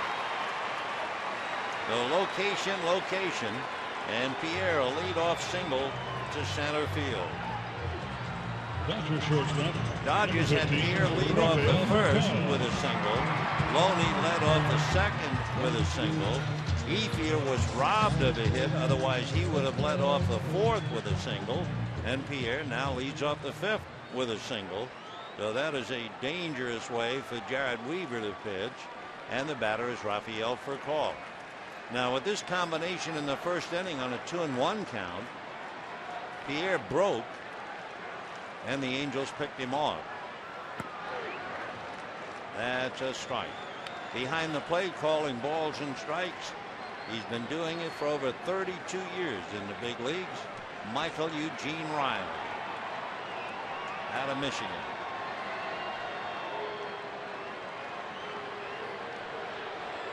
Oh, and 1 to count.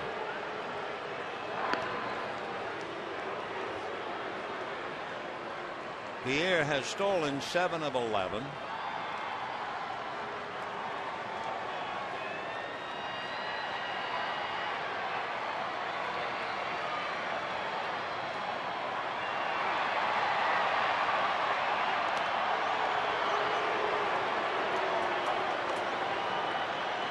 Watching Pierre over there just a few minutes ago, they saluted Maury Wills here, and then they flashed up the championship year of 1963. Now the Dodgers with Pierre. Big bouncer, just fair. It hit the chalk. Pierre didn't know, so he stopped at second, and now they'll hold him at third.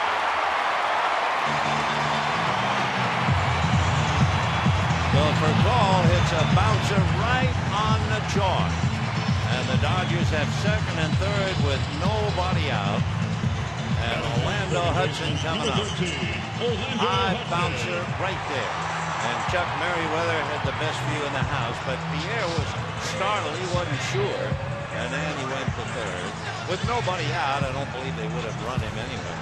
So second and third, nobody out. Hudson, Ethier, and Martin trying to pick him up. Hudson has single to left and struck out. Called out.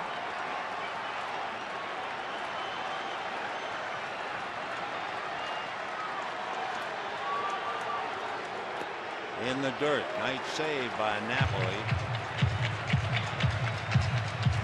For Jared Weaver, he has 2 strikeouts. He got them both in the third inning, Hudson and Pierre.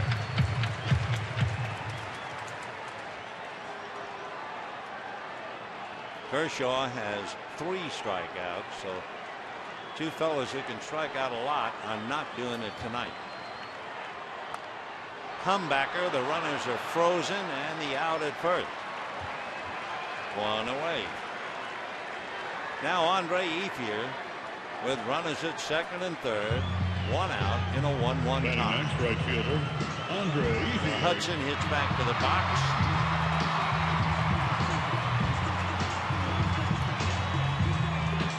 Andre Ethier grounded out to Kendry Morales in the first inning, and then was robbed of a hit by Howie Kendrick going into the hole on the right side, leading off the fourth.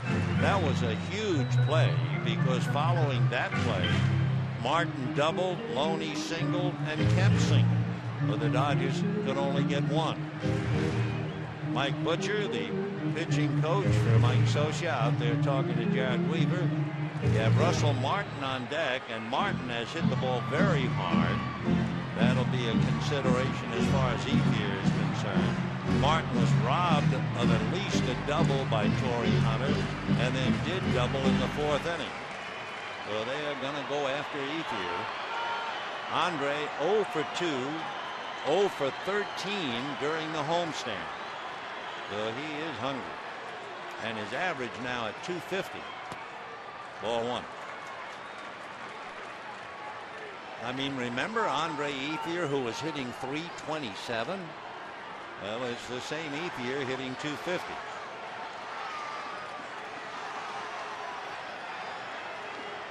One and on. Breaking ball strike.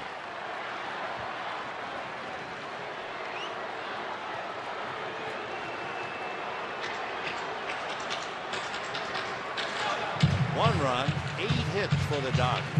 1 run, 4 hits for the Angels.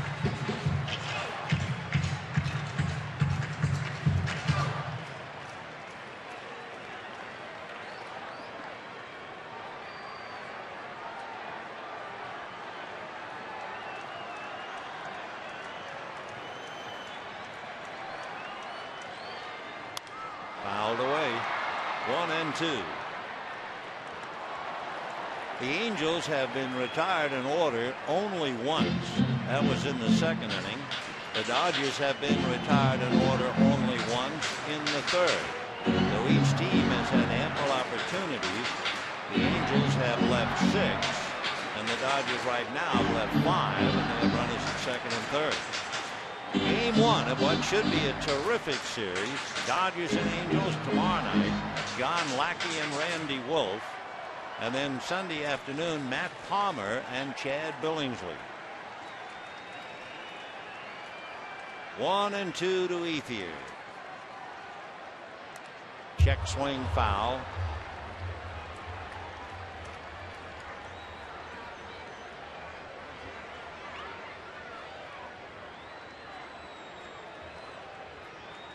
It varies from hitter to hitter, of course, how you get into a slump and then how you get out of it.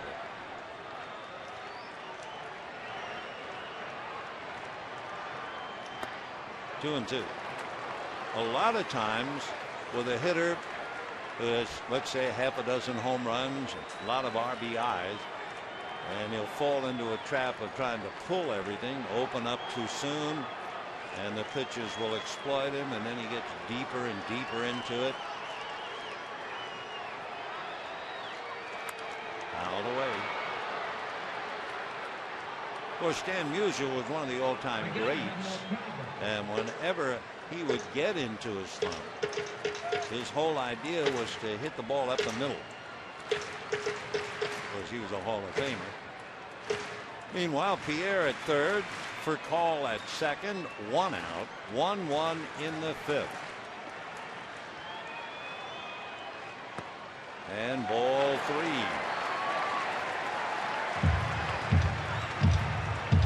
Big pitch for Weaver now.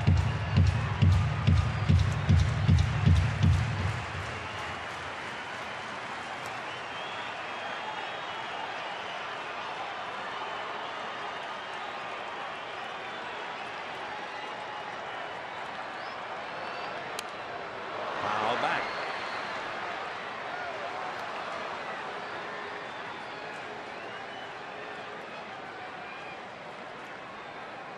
So in the inning, Pierre singled to straightaway center. For call, hit the chalk back at first base. Put runners at second and third.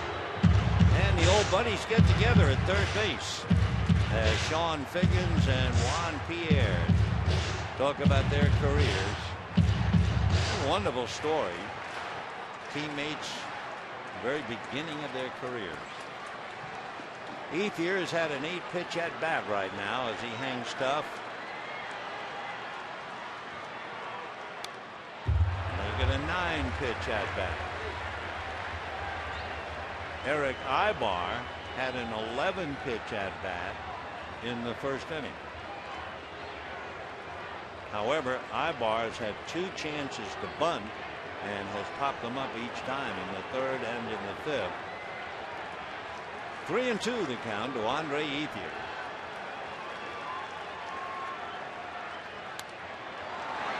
Ten-pitch at bat.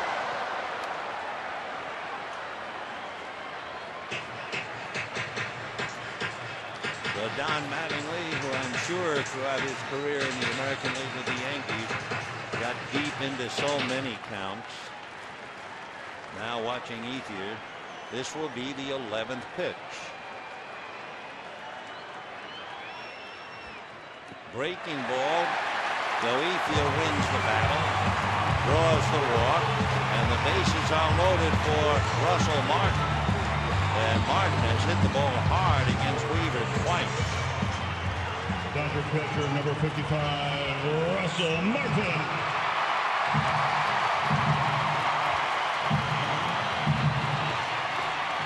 Three walks and 2 strikeouts for Weaver. And here is Martin, who usually enjoys a bases-loaded slot. 1 slam.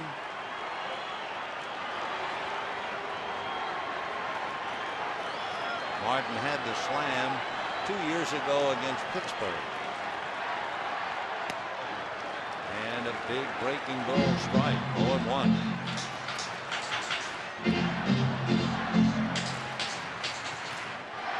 Weaver had made 75 pitches through 4. He's now made 93 pitches, and he's not out of the 5th inning. 0-1. And that's popped in the air, foul. Napoli does not have a play.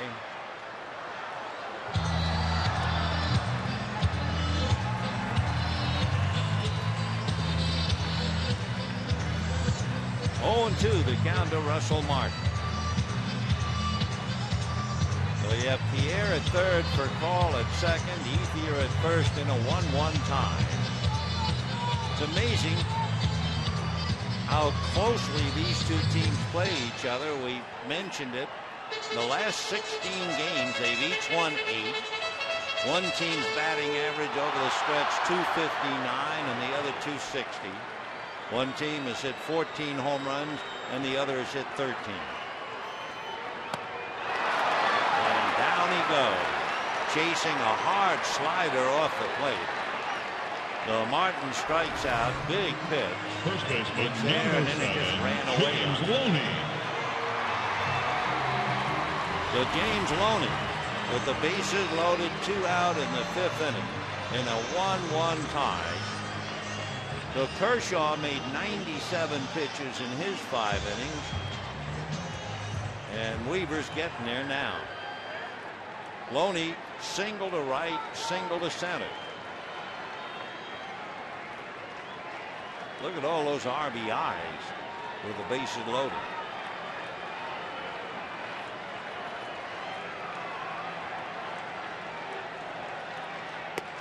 Ball 1.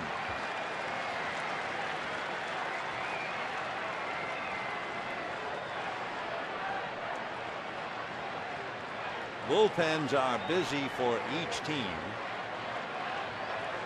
Pierre, Call, and Ethier out there with 2 down. And now ball 2. Justin Spire is up in the Angel pen. There he is. Troncoso in the Dodger pen.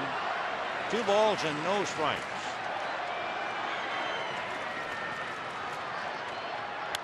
Fouled away. 2-1.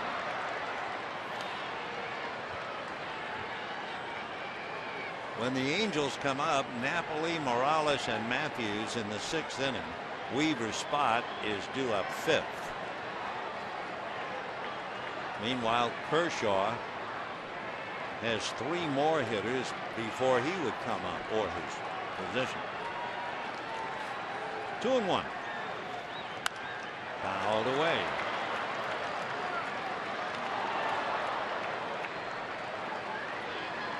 So after that 11 pitch at bat with Andre Ethier, he now goes 2-2 with Loney in a 1-1 tie. We're in the 5th inning.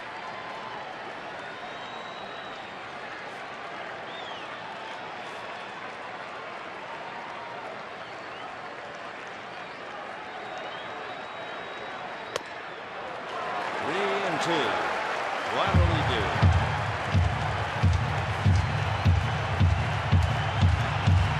Oh, he's hit the 100 pitch total now.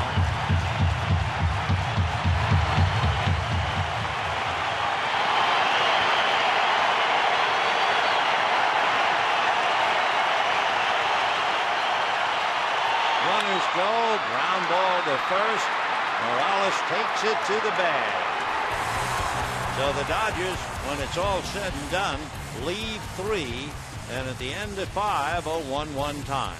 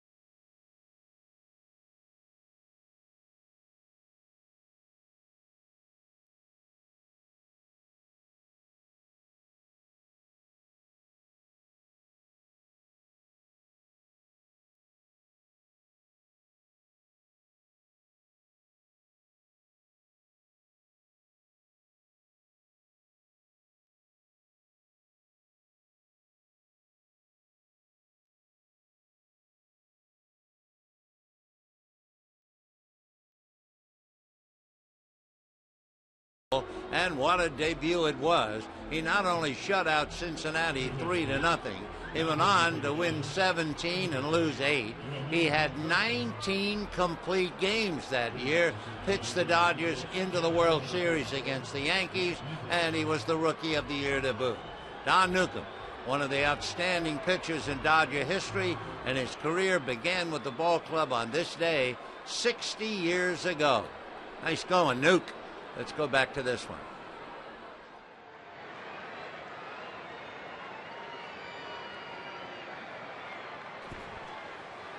Ramon Troncoso will now pick up for Clayton Kershaw.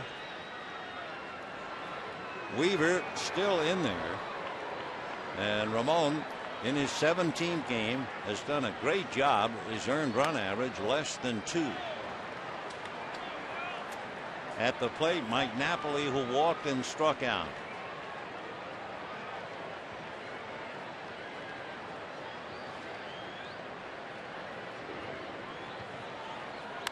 Fouled away. Weaver, after making 25 pitches in the 4th inning, came back and made 27 pitches in the 5th inning. So he has now made 101 pitches.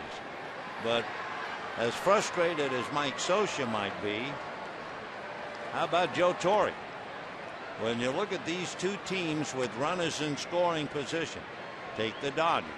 They are 1 for 10 with a runner in scoring position. How about the Angels? Well, Mike Scioscia has been sitting patiently watching his Angels 1 for 9 with runners in scoring position.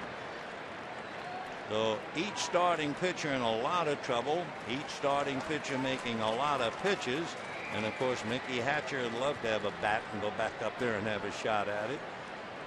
And it's 1-1 in the 6th.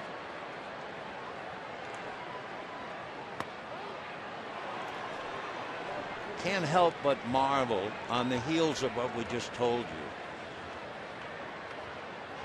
Kershaw goes 5. Weaver, not sure how long he's going to go. He's made 101 pitches. And I just finished telling you that Don Newcombe in his first year had 19 complete games.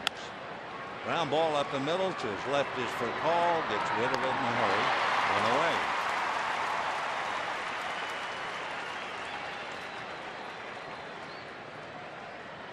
So the batter now, Kendry Morales, hit into a force play, grounded to short, 0 for 2.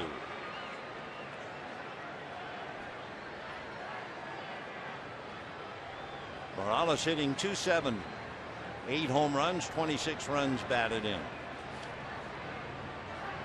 Talking how even these two teams are, the Angels have hit 33 home runs, and the Dodgers have hit 33 home runs.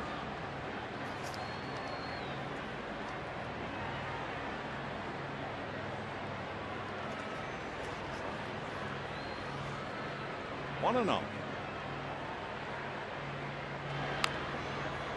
1 ball and 1 strike. That good sinking fastball at Troncoso.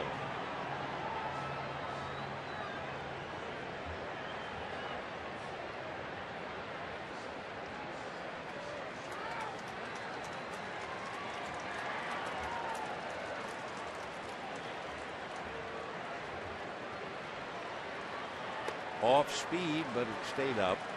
2-1 the count.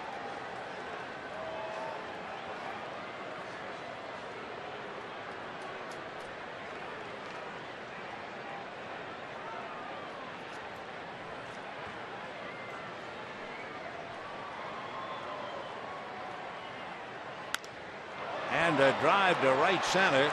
Kemp on his horse can't get it. It'll bounce against the wall. And into second base goes Morales with a long double. That is the 3rd double for the Angels tonight. Doubles by Figgins, Hunter, and now Morales. Right fielder, number 24, Gary Matthews.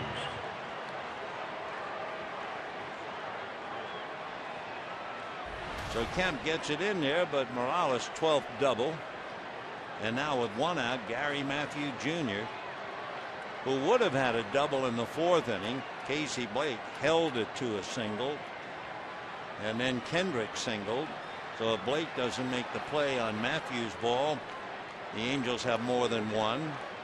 Meanwhile, you can look back and see where the Dodgers could easily have had more, except for the play by Torrey Hunter in the first inning and the play by Howie Kendrick on the ball hit by Ethier in the fourth. 1-1 time. Ball one. Matthews hitting .283 with a home run and 14 runs batted in. Bobby Abreu, as we mentioned earlier, has a sore left toe. Abreu hitting .300, but unable to play tonight. I believe he's capable of pinch hitting.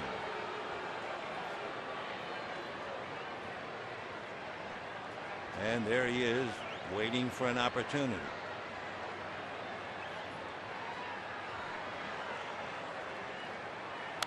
Now back. 1-1.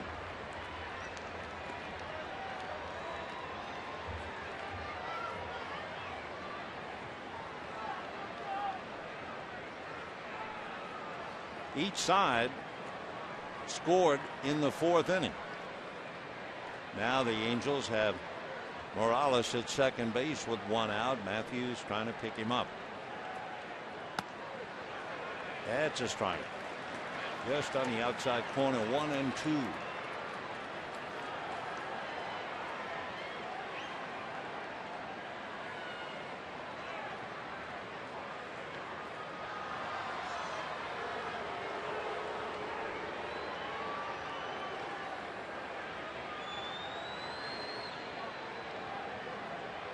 See, watch Matthews pumping the bat, how stiff his wrists are. He didn't break him, didn't flip him. Just missed. Similar pump of the bat by last year right-hander Jeff Kent. Top hand very quiet for the moment.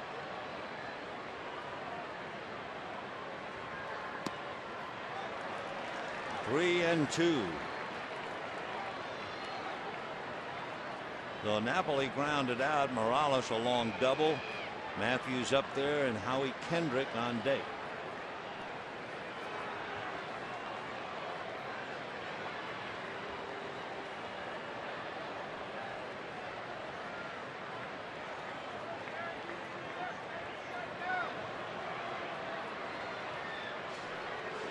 One run, 8 hits for the Dodgers. 1 run, 5 hits for the Angels.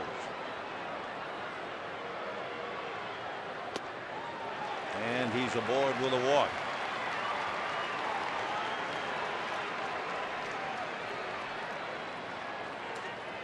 Dodgers have left 8 in their 5 innings. 47, Howie Kendrick. Angels have left 6. And now they have 2 more on here in the 6th. Howie Kendrick flied to right, single to left. Hitting .245, 4 home runs, 20 runs batted in.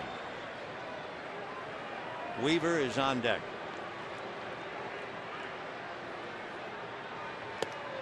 Fastball strike. 0-1.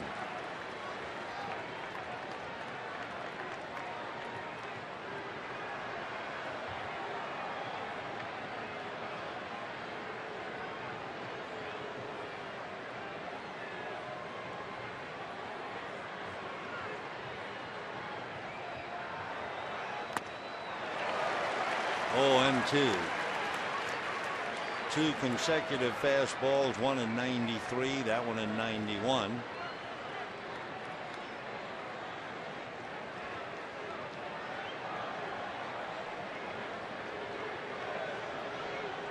Morales at second, Matthews at first.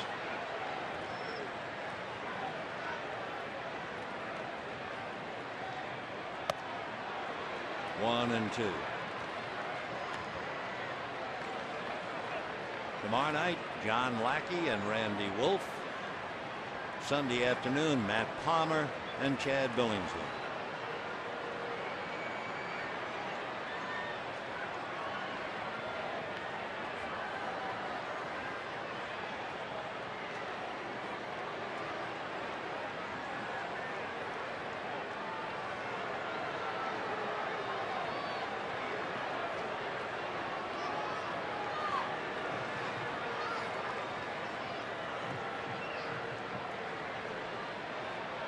Yeah, time. They're not on the same page. I was just thinking the Dodgers perhaps psychologically playing a little bit with Morales. Remember when Troncoso turned, Hudson had broke into the bag, but they had no intent on throwing the ball. But for Morales out there at second, you would figure he would think, oh, sure, that's right. They picked off Figgins here in the third inning. Normally on a pickoff play, with the pitcher suddenly whirling and throwing, he's getting assigned to throw back there from the catcher. 1-2. Got it. Staying with the fastball. That was 93 to put him away. So now, what about Weaver? Instead, it will be the man who was in the shadows swinging the bat, Bobby Abreu. We can take another look at Troncoso coming with the heat. Whammo, and it sinks. So here's the call. Bobby Abreu will now come up and hit for Weaver. Now each team is 1 for 10 with runners in scoring position. So you can either say there's a lot of poor hitting or there's been a lot of clutch pitching. So Bobby Abreu coming off the bench. Bobby played for Torrey with the Yankees, but spent the bulk of his career with the Philadelphia Phillies. He joined Barry Bonds and Rickey Henderson as the only players to have 200 home runs, 300 stolen bases, and maintaining a 400 on-base percentage. He has the longest running streak coming in of 20 steal seasons in the game. He's stolen at least 20, 10 years in a row. Now this year he's already 15 for 15. So you can see how important a healthy toe or a sore toe means to Bobby Abreu.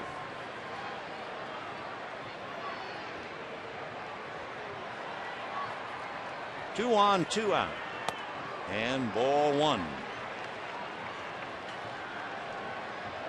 Abreu is 35 years old. He's from Venezuela and originally selected by the Astros. He was with them 2 years, but with the Phillies 98 through 06. And that's going to go all the way to the backstop. The runners move up 90. It will be a wild pitch. So in trying to get a little extra sink, he got it down and dirty.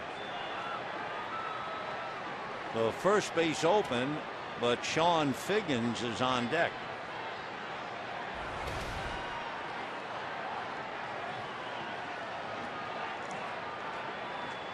Another thing about Bobby Abreu that has made him remarkable,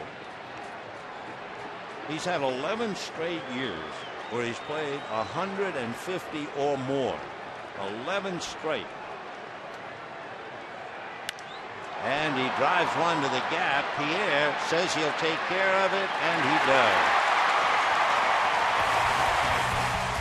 No runs, one hit, 2 left, and the Angels now are 1 for 11 with runners in scoring position in a 1-1 tie.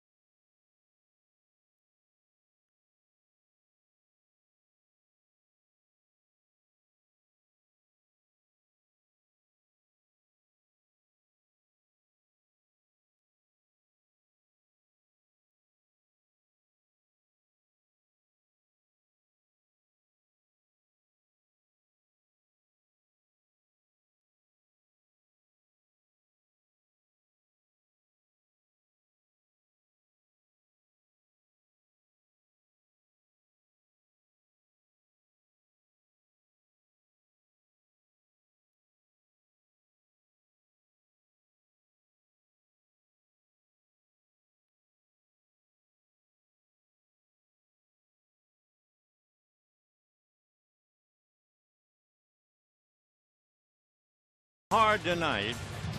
Clayton Kershaw goes 5, makes 97 pitches and gives up 1 run. Jared Weaver goes 5, makes 101 pitches and gives up 1 run. Then Ramon Troncoso wiggled off the hook in the 6th inning, making 23 pitches all by himself. And now Justin Spire. Spire will be coming in to be facing Matt Kemp, then Casey Blake. And we will see about Troncoso. Justin is 6'4", 210. He'll be 36 in November. His dad was a feisty, good, hard-working shortstop for the Giants. Justin was born up north, Walnut Creek. Working now on Matt Kemp.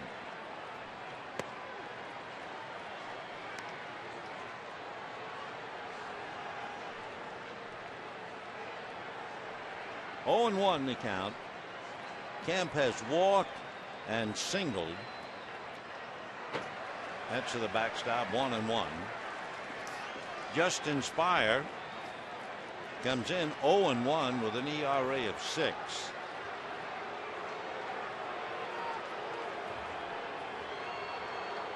Darren Oliver is throwing in the Angel bullpen, and Brent Leach is up now in the Dodger pen. That's fouled off first and should go out of play, and does.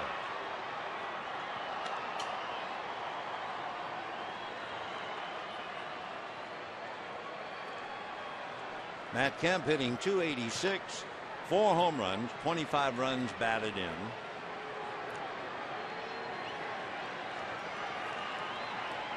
One tie. Bottom of the 6th. Line drive base hit. So Matt Kemp is 2 for 2 plus a walk. And the batter will be Casey Blake. Well, here's a look at how the CarMax text message voting is going so far. We asked, who do you consider the Dodgers' biggest rival, the Giants or the Angels? There's no contest right now. 71% of you say the Giants, 29% the Angels. Text your answer to 86212 on your cell phone, and we'll see the final results. Casey Blake hit into a double play and hit into a force play, and out on deck, ready to make his major league debut, is a youngster who was just called up by the name of Jamie Hoffman. What happened is Xavier Paul came down with a skin infection, almost a staph infection, very serious. So they called up young Jamie, and here he is on deck. While we have a minute to talk about Jamie before he's actually up to his hips in action, you've been reading about his father. His father is Rich Hoffman, a sheriff of Brown County in Minnesota. And if that doesn't ring a bell, we'll tell you more. They've been looking for the 13-year-old boy who is a cancer victim and his mother. They fled the state of Minnesota after a court order regarding his therapy. Whoa, almost the wrong way. Napoli was going way outside, and that pitch just to his glove side. He was lucky to get the glove on it. Good play by Mike. Timeout now. Spire could use a little consultation. Mike Scioscia going out saying, hey, take it easy. You give up a base hit. All right, let's stay on the same page with the catcher. Well, Mike has delivered his message. Casey Blake with a 2-0 count. Justin Spire, when his dad played for the Expos, he went to a bilingual elementary school in French-speaking Montreal, so I would assume he can parlez-vous with the best of them. He has 5 brothers and sisters. 2-0. And a high fly ball into deep left center. Back goes Rivera and Hunter. Hunter makes another great play. And on his way back to first is Kemp, and he just does make it. Torrey Hunter, what a center fielder he is. He has made two remarkable plays. That one was better than the one he made on Martin in the first inning. Take another look. Up he goes. I don't think it would have cleared the wall. We mentioned earlier they think that, would not have cleared the wall. He has taken away at least 35 home runs during his career. From that angle, you would first think it was going to go out, but it would not have. But what a play. 8 gold gloves. Deserving every one of them. So the Dodgers somewhat in shock to see him make 2 magnificent plays. And here now is Jamie Hoffman, 24 years old, from New Ulm, Minnesota. His father's been in the news.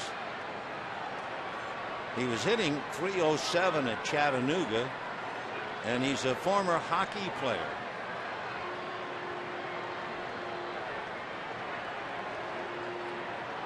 He was an 8th round pick of the Carolina Hurricanes in the NHL draft. There goes the runner, the throw on a bounce, and Kemp is safely aboard with the stolen base.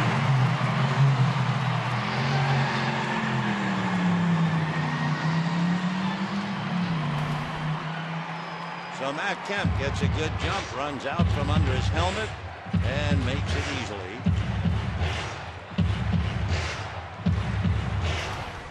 So Jamie Hoffman, 6'3", 205-pounder, 24 years old. 0-1. 0-2. 8th round pick in the NHL draft, so he had to be quite a hockey player. Of course, coming from Minnesota, I guess that's not too much of a surprise.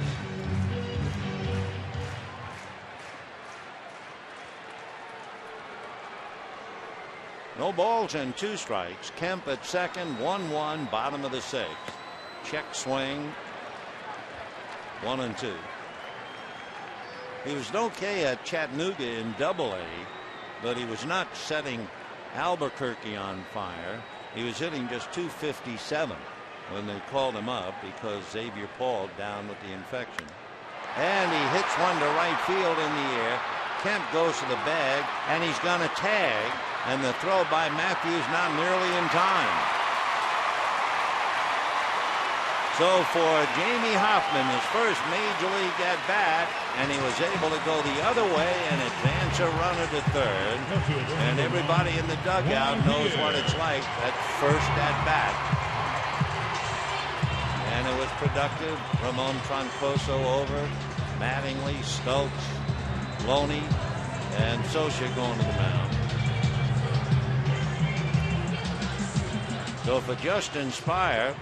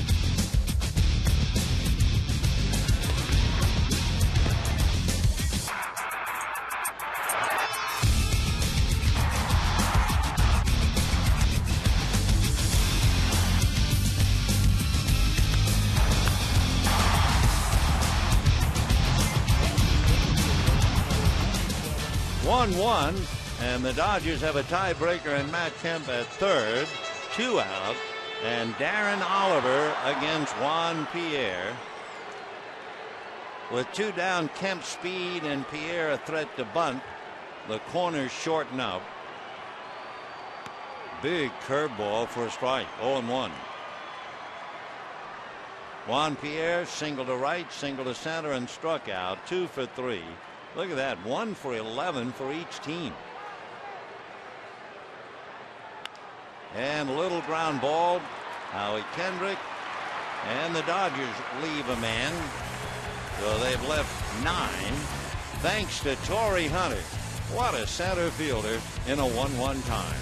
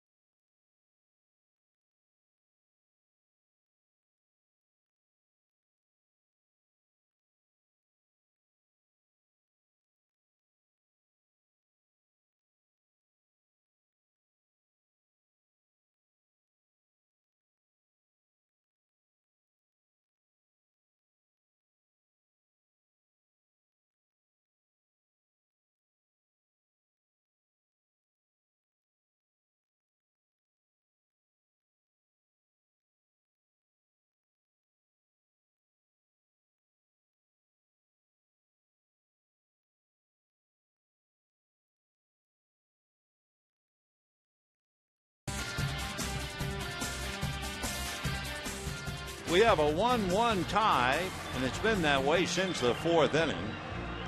Each team has had ample opportunities to add to the score, and each team has had pitchers fight their way off the ropes, and the Angels had one extra angel, and that was center fielder Torrey Hunter, who took away 2 Dodger runs in the 1st inning on a ball hit by Martin, and then took another Dodger run away in the 6th. If it wasn't for Torrey Hunter, it would at least be 4-1 in favor of the Dodgers. But it is 1-1. And Brent Leach will be called in now to pick up Sean Figgins, Eric Ibar, and then Juan Rivera. Figgins, as a switch hitter, will turn around now against Leach, who loves the rosin bag. He'll bounce it around on his hand, his wrist, his forearm. And now Figgins hitting right-handed, hitting close to 300 left, 233 right.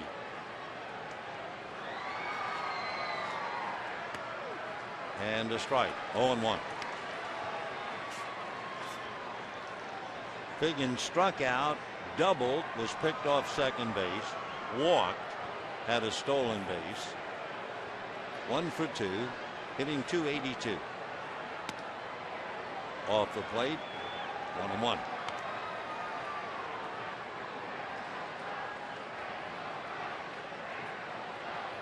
Dodgers with 2 left-handers in the pen, Leach and Ullman.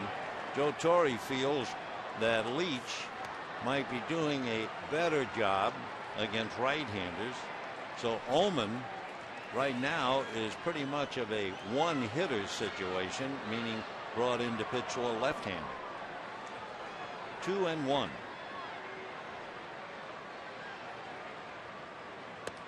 Ball 3. Leach is a big fella. He's 6'5". He'll be 27 in November, out of Mississippi. had Tommy John surgery in 2003. Good fastball, 3-2.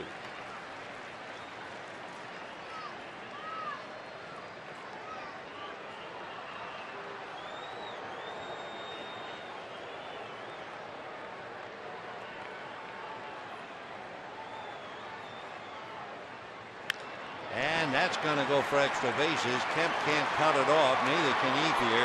Figgins is on his way for third. The relay to Hudson, who throws it not in time. Sean Figgins opens up with a triple. That is his second triple. So the Dodgers in a hole here in the 7th inning. Shortstop, Eric Ibar. So Figgins triples to the gap in right center field. He was all out. Dino Abel coaching at third. Really didn't have to wave him, but he was there. So now the Dodgers have to play the infield up. Eric Ibar has popped up the bunt twice and walked.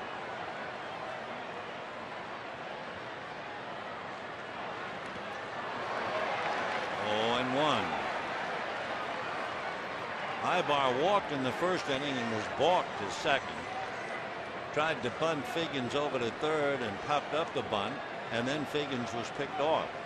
Tried to get Figgins over in the 5th inning and popped up the bunt. Now he's trying to get him home.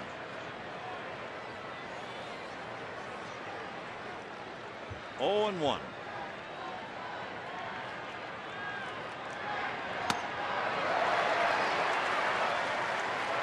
We mentioned at the start of the game when Ibar walked, he rarely walked. He only walked 4 times. But he has only struck out 10 times. Figgins at third, nobody out. 1-1 in this 7th.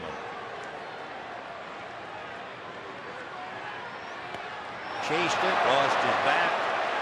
He's had some tough at-bats as he walks back to the dugout.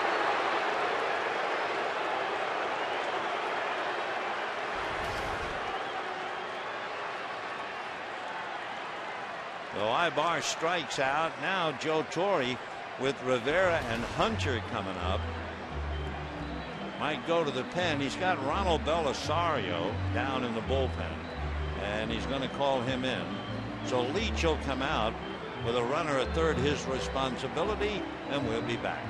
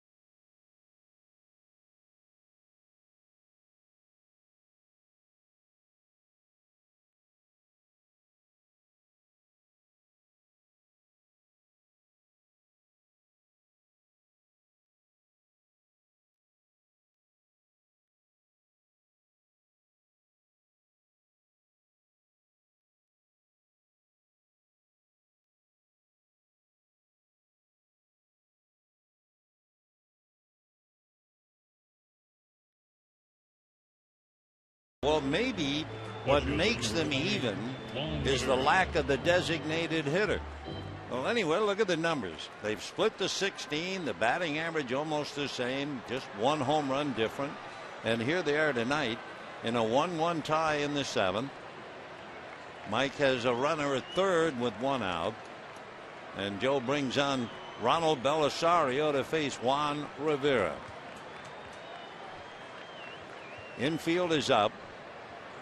Rivera walk, grounded out, and fly deep to left.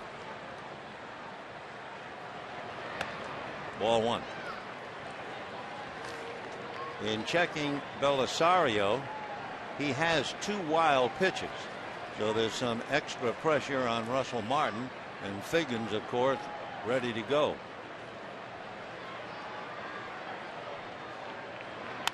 Hard ground ball backhanded by Furcal. He triple clutch through in the dirt. Martin has Figgins. He gives it now to Blake for the out. They throw to second, not in time. Whoa! Rafael Furcal not only double clutch, he triple clutch and almost threw it away. And Figgins is out on the rundown from 6 to 2 to 5 if you're scoring.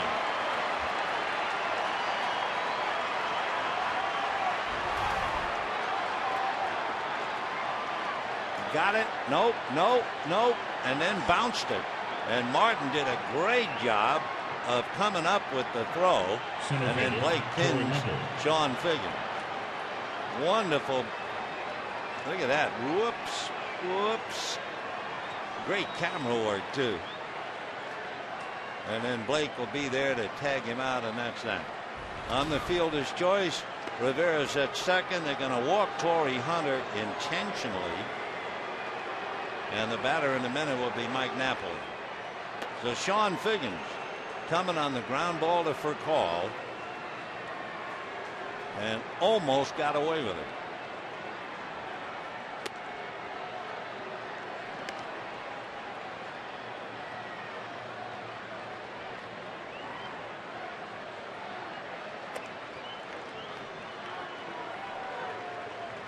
So the Angels 1 run, 6 hits. It's head shaking time for Sean Figgins.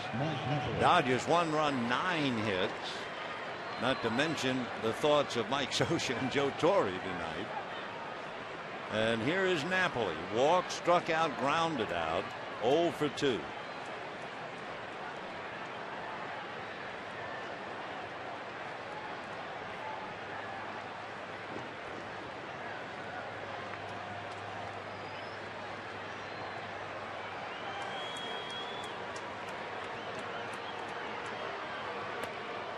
Ball 1.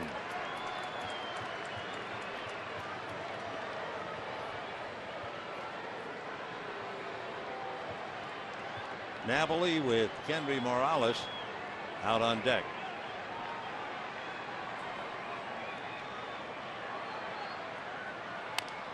Little roller. Fair ball on the bag. Wait a minute. Plate umpire Mike Riley is saying no. Mike Riley, and now Joe Torre is going to come out and argue. No way, says Casey Blake. No way. However, Joe Torre does not appeal. Yeah, right down off his foot.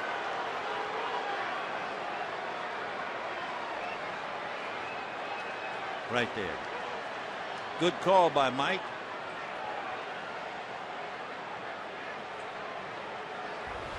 So 1 ball and 1 strike. After 32 years of working behind the plate, Mike's got a pretty good idea.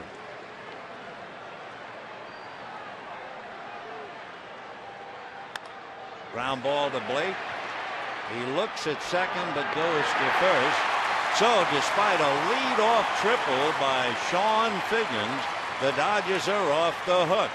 The Angels leave 2. And at the end of 6.5 innings, blowing on his hands.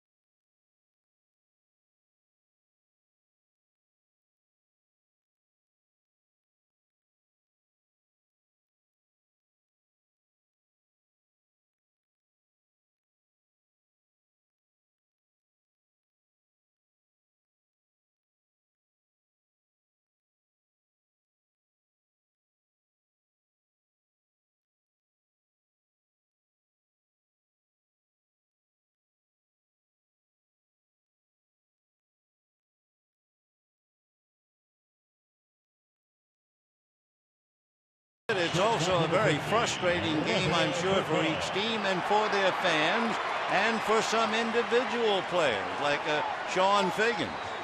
But one man has thoroughly frustrated the Dodgers, and he's in center field, Torrey Hunter. And here we go in the bottom of the seventh, and it's ball one to Russell Martin. Torrey Hunter has just been magnificent. 2 highlight film plays inside of 6 innings.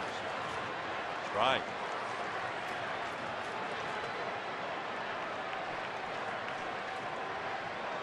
Raphael has walked, fly to center, double to right. Strike. That was quite a moment with Furcal gripping, re-gripping again, bouncing the throw. Martin digging it out, and Figgins eventually run down. Darren Oliver, he's been through a lot. Darren's going to be 39. 3rd round pick by the Rangers in 1988. He's a chip off the old block. His dad, Bob Oliver, played for a lot of teams, including the Angels. His dad played 8 years in the big leagues. 3-2. And that's going to go inside the bag and down the line. Furcal on his way for his 2nd double, and the throw not nearly in time. So another runner in scoring position.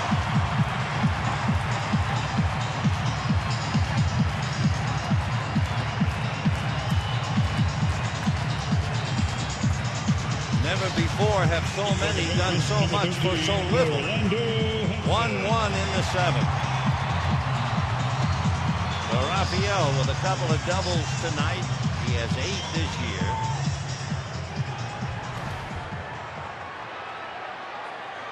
And the batter, Orlando Hudson.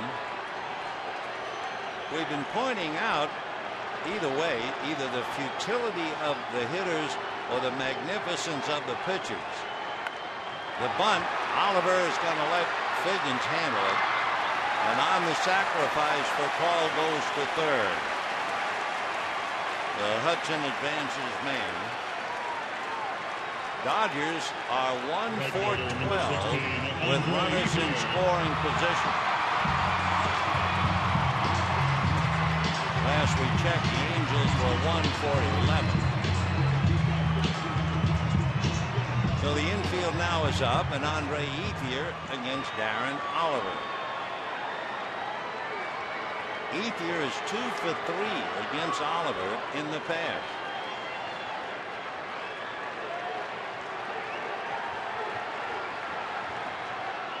Big breaking ball. As we always do, checking Oliver. He does not have a wild pitch. Although his very first box score back in 1993 was kind of interesting.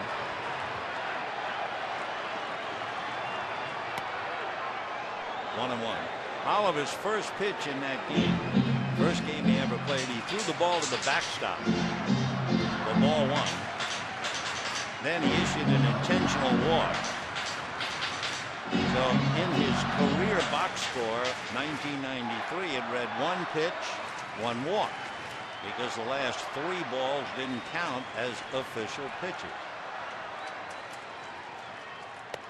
Ball 1.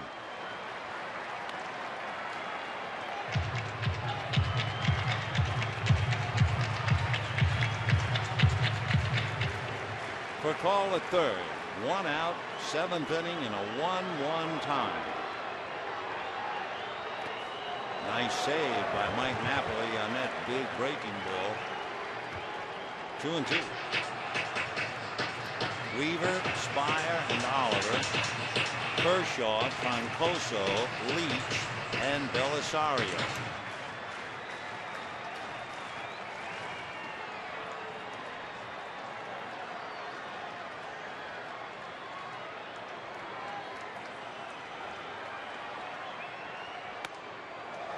After all those breaking balls, he comes up and in with the fastball.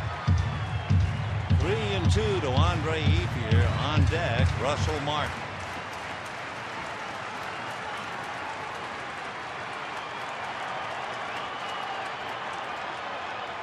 Big curveball, and he missed. So Ethier draws the walk, and the batter will be Russell Martin.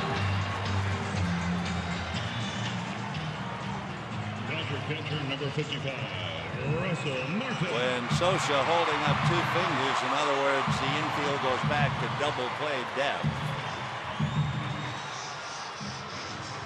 And Martin trying to pick somebody up. In the last 9 games, Darren Oliver has been terrific.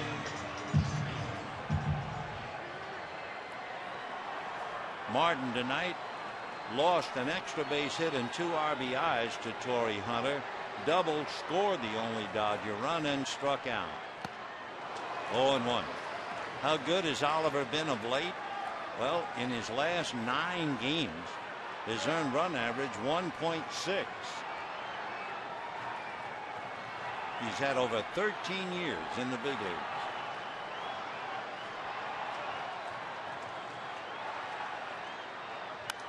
Fouled away, so he has Martin in a hole now. 0-2.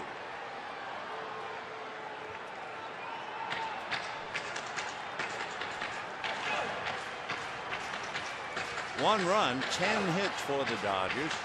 1 run, 6 hits for the Angels. And we're in the 7th.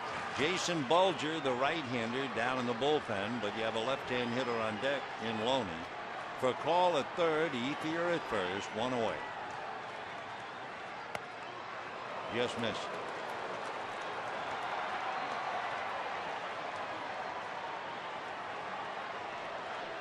Martin hitting .265.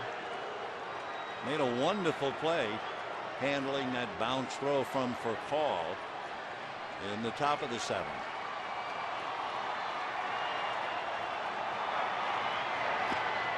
Two and two, and now Napoli is shoveling the ball out in front of the plate.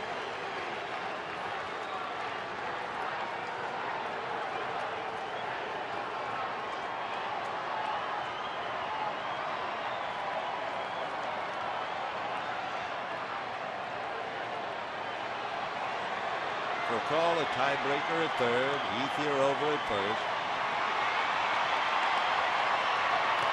Fouled away. Oliver has played with the Rangers, the Cardinals, the Red Sox, the Rockies, the Marlins, the Astros, the Mets, and the Angels.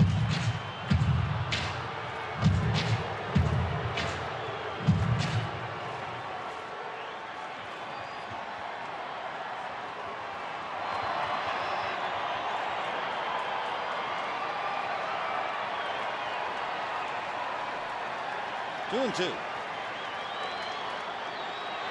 Fastball got him. Now Oliver, who throws pretty good fastball and a cutter, but he also has slider, curve, and changeup. He just ran that pitch right down and in. So Martin strikes out. Another at bat with a runner in scoring position. And the batter is James Loney. So the Dodgers are now 1 for 13 with runners in scoring position.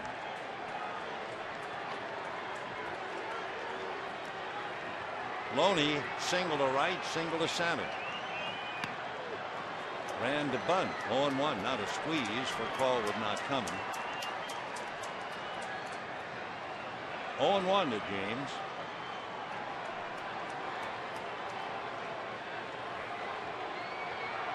On deck, Matt Kemp.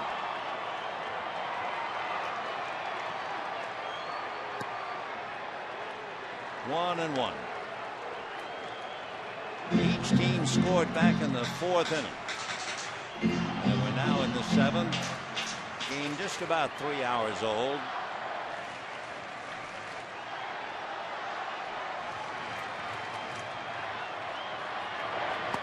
Breaking ball strike. One big curveball after the other. Left-hand hitters last year hit .229 against Oliver.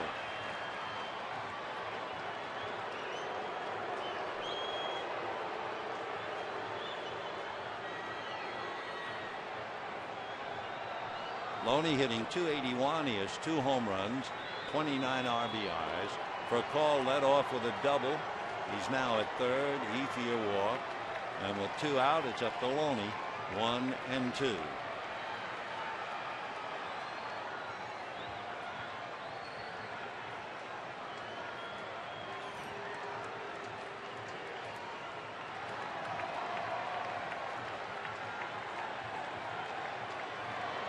Just show him a fastball. 2-2.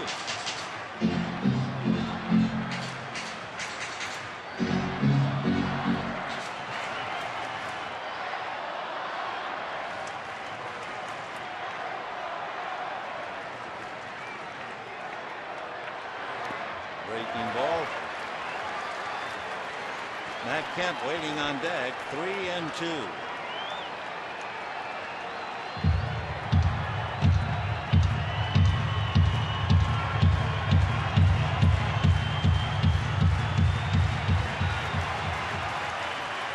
So they're not going to hold Ethier. He'll be going on the pitch with 2 out.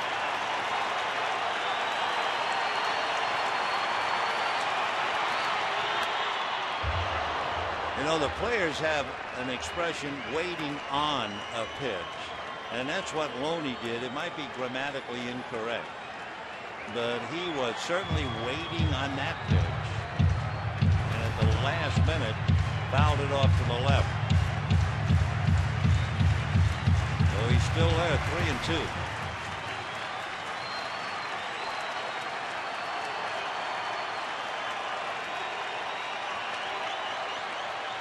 Runner goes, ground ball to third to Figgins. And for the Dodgers, they are now 1 for 14 with runners in scoring position.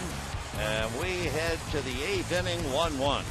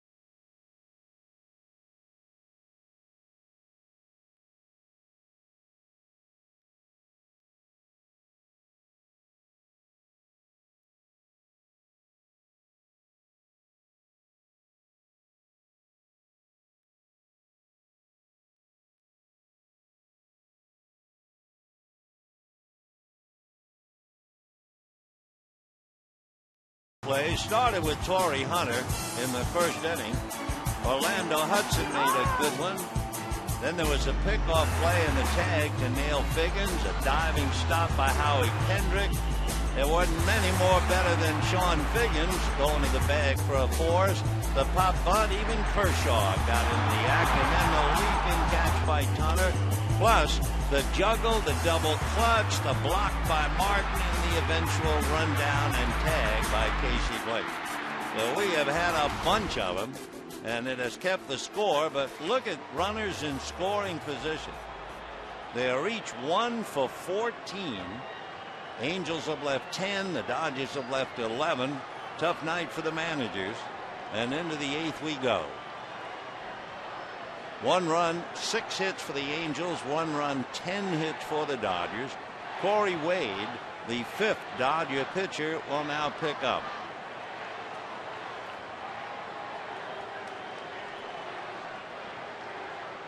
Wade facing Kendry Morales, who is 1 for 3. Another important thing about tonight that makes it so rare, one of the top commandments as a pitcher is to get the leadoff man. Get the first pitch for a strike and get the leadoff man. It is shocking about leadoff men tonight and what has happened. Line drive. There's 10 leadoff men have reached base tonight. 10. And so far, only 1 has scored. That was Torrey Hunter, who led off the 4th inning with a double and eventually scored the Angel run. I mean, normally in a game where you have all those leadoff men, you'd have a bunch of runs. But they're each 1 for 14 with runners in scoring position. And now the batter will be Gary Matthews Jr. Gary fouled out, singled, would have been a double, good play by Blake, and walked.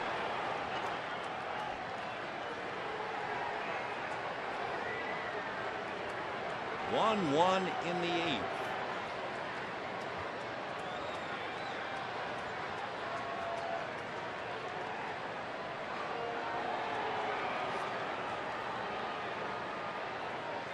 Morales does not do any running as far as stolen base is concerned. Let's see what Mike has in mind now. You have Howie Kendrick, right-hand batter on deck. Pitch out at Matthews' show bunt. Corey Wade working on Matthews. By the way, Gary Matthews does not have a sacrifice this year. Turning him around, he's hitting .290 left in the 230s right. And ball 2.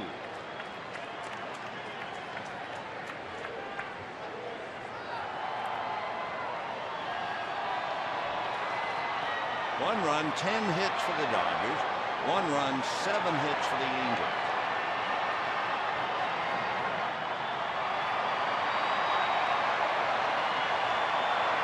He's swinging. 2-1.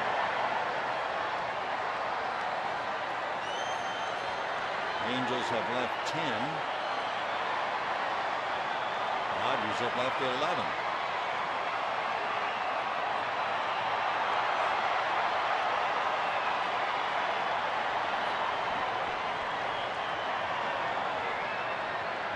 Morales at first, nobody out. 8th inning, 1-1 tie. Strike. 2-2.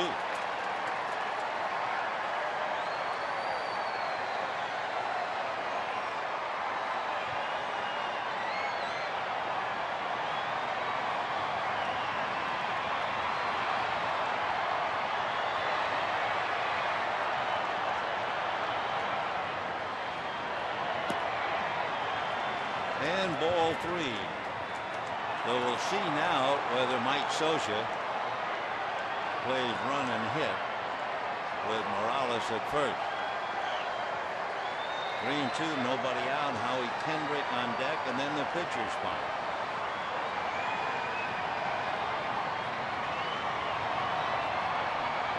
Morales short lead. He's not going. Ground ball up the middle, smothered by Hudson. Throws too late. Everybody's safe. Orlando Hudson keeps the ball on the infield, but that's all. So Matthews an infield single. And so the Angels now 1st and 2nd and nobody out. Hudson trying to get the ball to Furcal, but way too late. So now what do they do with Kendrick? Well, they ask him to bunt.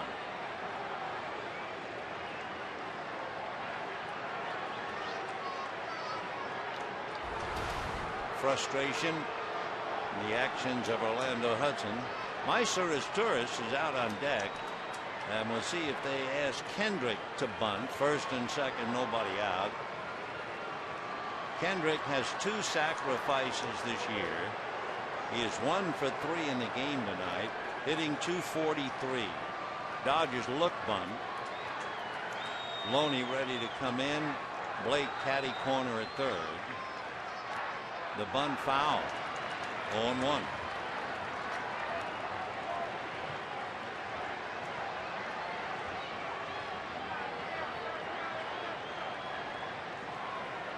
Kershaw, Troncoso, Leach, Belisario, and Wade. Weaver, Spire, and Oliver for the Angels.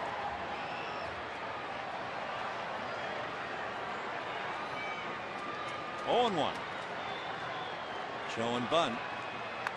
Got it down. Wade has a play at third. Well, they get the force play. Well, Mike Sosa's club has tried to bunt 3 times tonight, and they're 0 for 3 as far as success is concerned. And Meiser Izturis is coming up.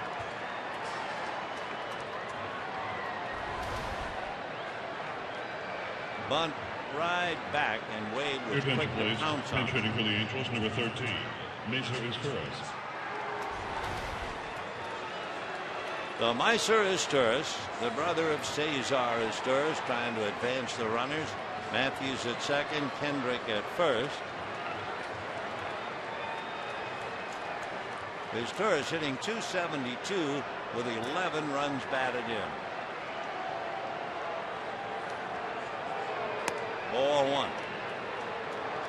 Izturis hitting .282, batting left-handed, just .214 right. He is 1 for 2 as a pinch hitter with a run batted in. Meiser from Venezuela, like his brother. Actually, they're half brothers. 2-0 the count. Meiser is 28, 5'8", 165. Originally signed by the Indians. Came up with the Expos and then to the Angels. They call him Stu. And ball 3. So 1 minute it looked like Wade might get off the hook. Now he's in danger of loading the bases with 1 out, and Sean Figgins coming up. 3-0 to Izturis.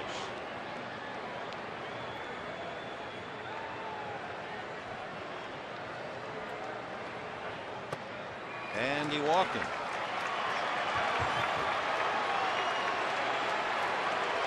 So the bases are loaded with 1 out for Sean Figgins, who was struck out and doubled, walked, stolen a base, and tripled. And Torrey checking with Honeycutt before heading to the mound. There's no one throwing in the Dodger bullpen. All is quiet. So Joe going out to personally talk to Corey Wade. 1 run, 10 hits for the Dodgers. 1 run, 8 hits for the Angels.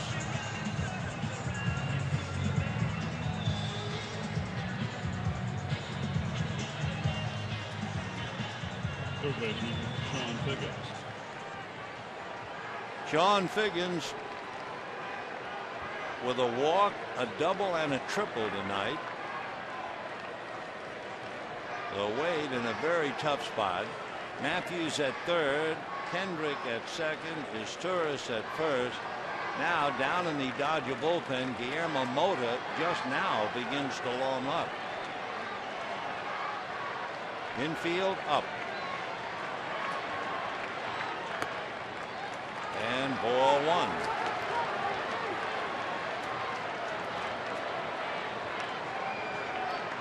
In case you wonder, Figgins has been in 40 games and he is grounded into 1 double play.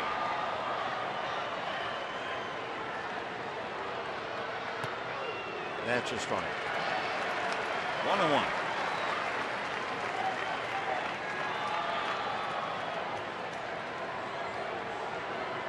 Over at third is Matthews.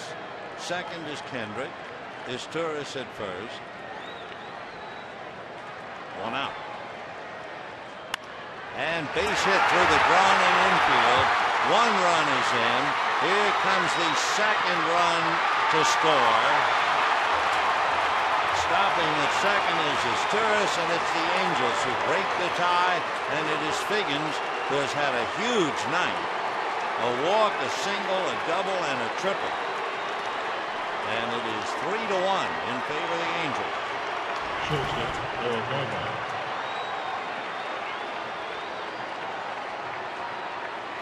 So both Matthews and Kendrick bring it in.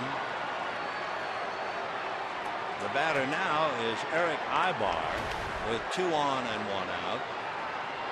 So it's a big night for little Sean. Got everything but a home run for the cycle.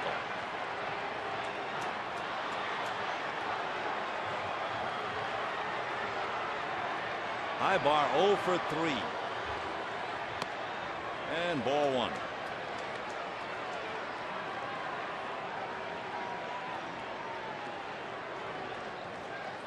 Three hits and a walk so far in the inning. 3 runs, 9 hits for the Angels. 1 run, 10 hits for the Dodgers. Is Turris at second and Figgins at first. 1-0. 1-1. When the Dodgers bat in the bottom of the 8th inning, they'll have Matt Kemp, Casey Blake, and then the pitcher spot occupied by Wade.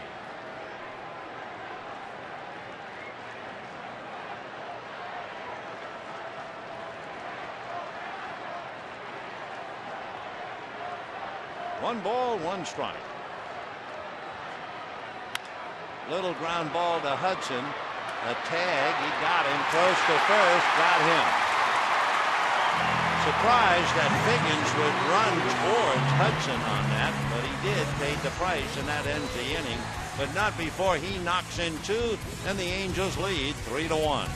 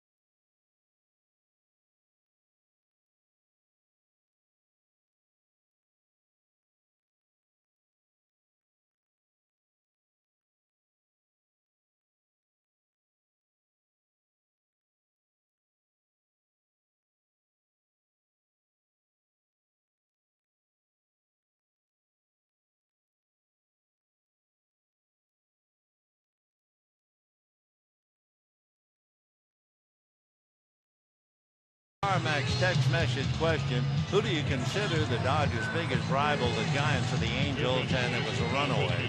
78% say the Giants, of course. Well, they're playing in the background "Don't Stop Believin'" by Journey, taking that train to nowhere.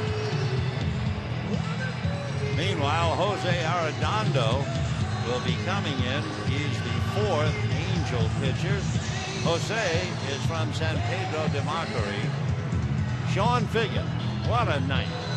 A double, a walk, a triple, and 2 RBI singles. He does not have a home run all year. If you're thinking it possible for him to hit for the cycle, he's done enough. He's also made a dazzling play defensively. So here is Arredondo, signed by the Angels about 7 years ago.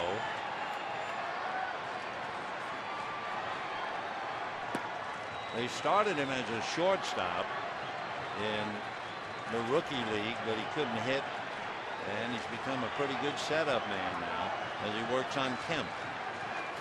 Matt is 2 for 2 with a walk.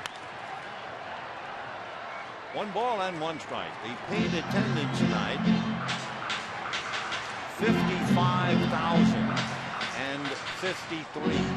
55053. Not a sellout, but awfully close to it.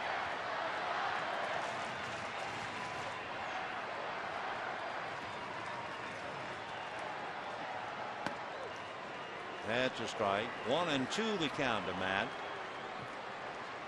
Arredondo came up to the Angels last year, and he was 10-2. Earned run average was 1.6. Check swing. It's a strike. They'll nail him at first. So Kemp strikes out. 1 out in the 8th inning, and the batter will be Casey Blake. Say a reminder, you get everything you want on your next trip to Dodger Town. 3 tickets, Dodger dogs, sodas, t-shirts, hats, a beach bag full of souvenirs, peanuts, and parking. All starting at $99. Visit Dodgers.com/specials or call 866-DODGERS and get more. So thanks to the Dodgers and JetBlue. Here's Casey, hit into a double play. Hit into a force play. That's when Figgins, sprawling on the line, took an extra base hit away from him, ran to the bag for a force play. And if that wasn't enough suffering for Blake, then it was highway robbery by Torrey Hunter. And this time Figgins gets him again.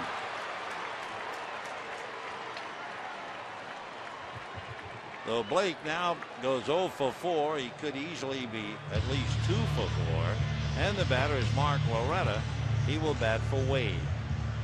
Your attention, please, for the Dodgers. Pinch hitting, number 5, Mark Loretta. So Mark Loretta, who has been a very successful pinch hitter, as those numbers would indicate, will now hit for Wade.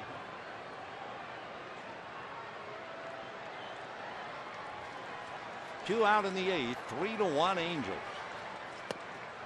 Right. Dodgers and Angels split 16 here at Dodger Stadium. However, the Angels have won 10 of the last 14 meetings between the two teams.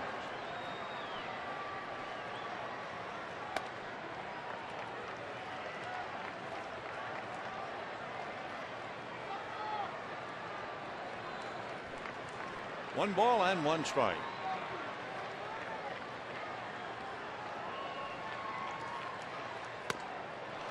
One and 2.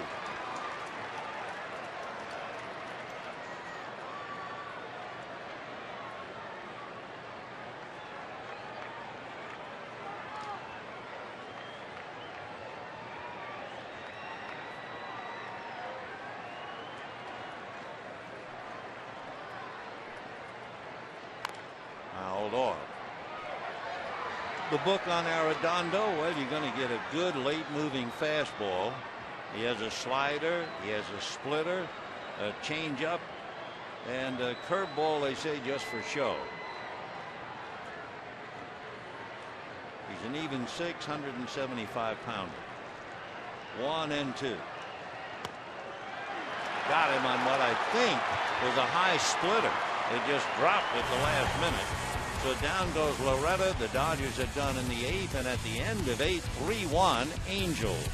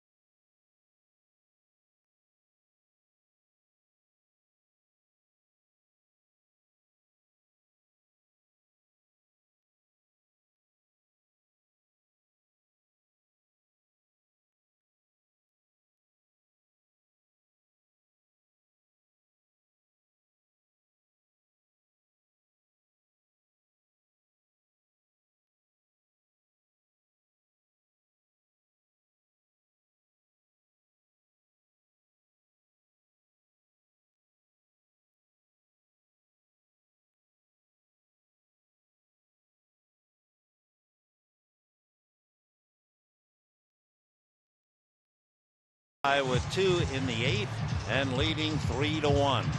It'll be Rivera, Hunter, and Napoli against Guillermo Mota, who becomes the 6th Dodger pitcher. Started with Kershaw, then Troncoso, then Leach, then Belisario, then Wade, and Mota. And of course, right now in line for the loss would be Wade. So Mota trying to shut the Angels down in the 9th and leave it up to his team. When the Dodgers come up in the bottom of the 9th, they'll have Pierre, Furcal, and Hudson. And down in the Angel bullpen, left-hander Brian Fuentes begins to loosen up.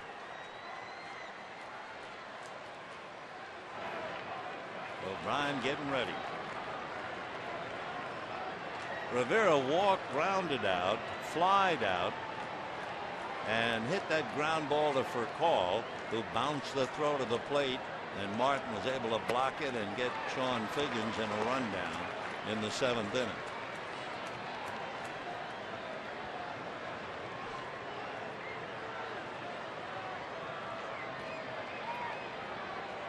Rivera 0 for 3.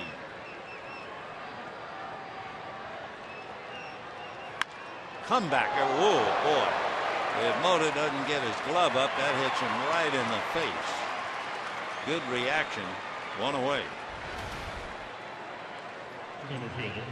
Right there.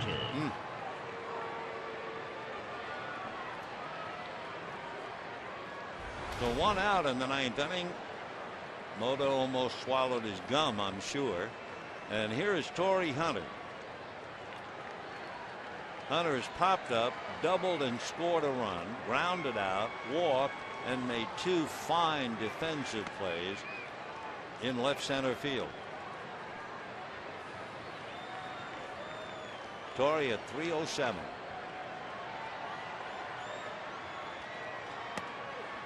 That's a strike. 1-1.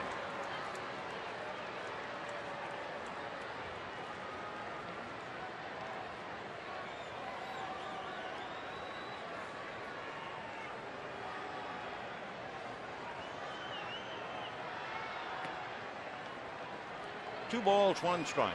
Don't forget tomorrow night, John Lackey and Randy Wolf. And then Sunday afternoon, Matt Palmer and Chad Billingsley.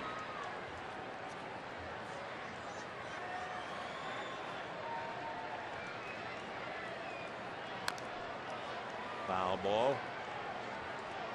2 balls and 2 strikes.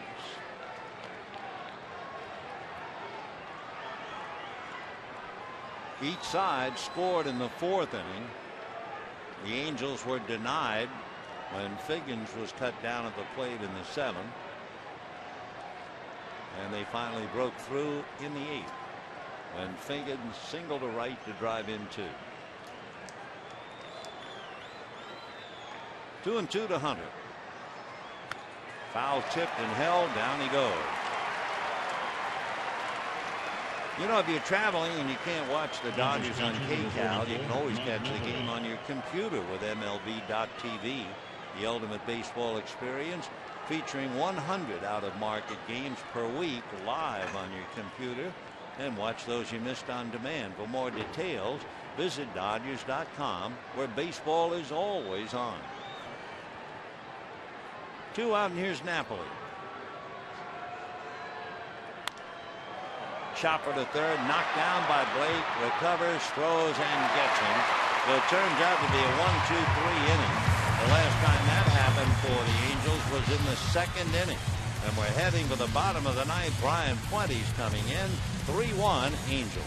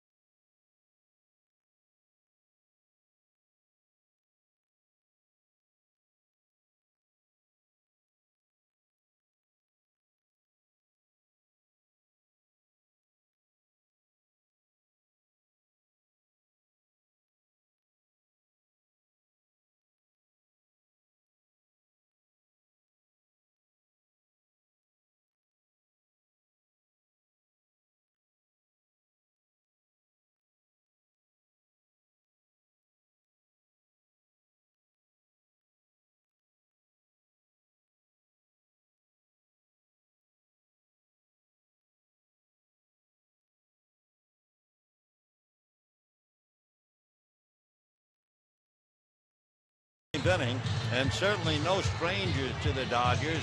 Coming out of the Angel bullpen is Brian Fuentes. He'll go up against Juan Pierre, Rafael Fergal, and then Orlando Hudson. Fuentes is from Merced, California. Always remember him telling the story. As a teenager, he worked at a local Chuck E. Cheese, and when he wasn't cooking pizzas, they had him dress up as a giant mouse and entertain the little kids at the restaurant. Well, he's asking little kids and big kids now to enjoy his work. Brian Fuentes, he'll be 34. And here we go.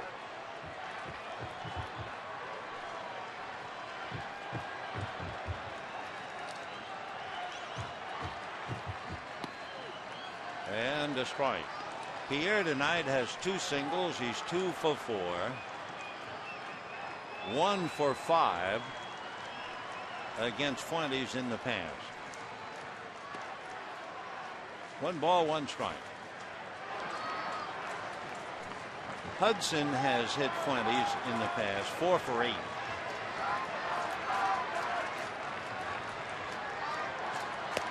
And ball 2.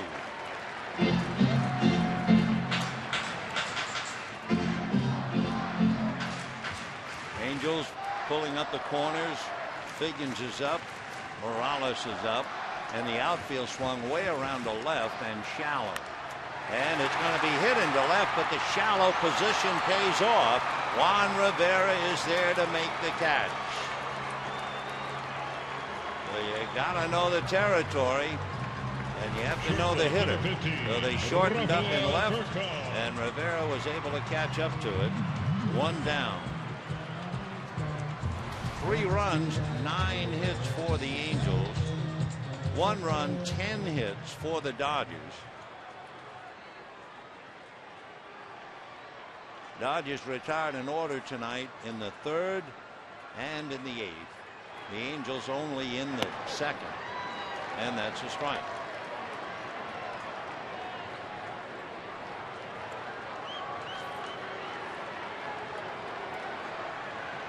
Oh, and 1.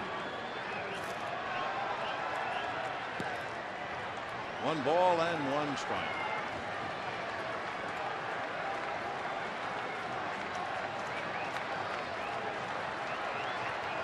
Dodgers coming in had a 4-game winning streak. Fouled off. 1 and 2 the count. Meanwhile, Messrs. Kemp and Martin and Loney, after a long night's work, and Pierre and company down 3-1 with 1 away.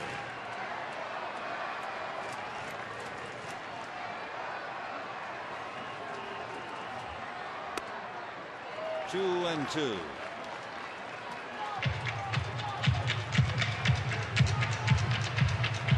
Dodgers trying to win their 30th game tonight, but they're down 3-1 in the 9th.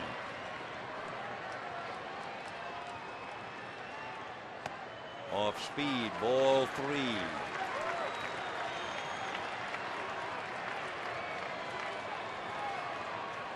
On deck, Orlando Hudson, and as we said, he has hit Fuentes a bit in the past.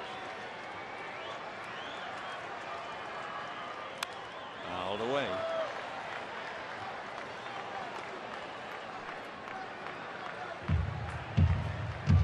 For call, 2 for 7 against Fuentes.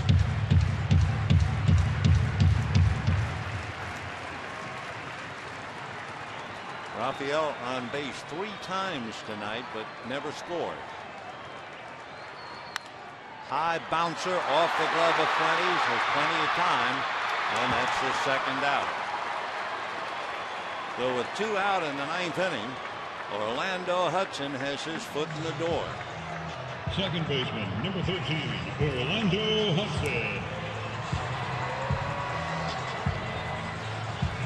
So Mike Scioscia, as we mentioned earlier, has always ruined some of Joe Torre's games. The Angels knocked the Yankees out of the playoffs in 2002 and 2005. Scioscia's Angel teams were the only team with a winning record against Torrey's Yankees. Right. 0-1.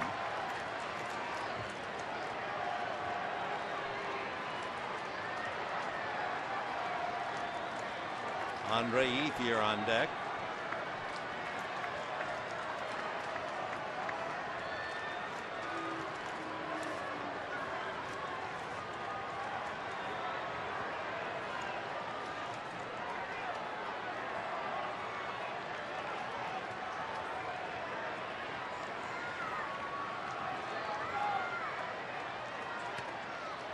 One ball and one strike.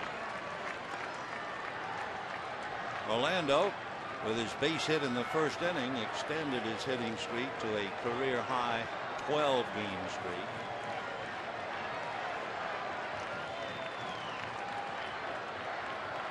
Fastball hit to Figgins. And that'll be that. Big night for Sean Figgins and the Angels as they come in and beat the Dodgers 3-1. The play of the game occurred with Figgins. That was in the 8th inning when Sean got the base hit to right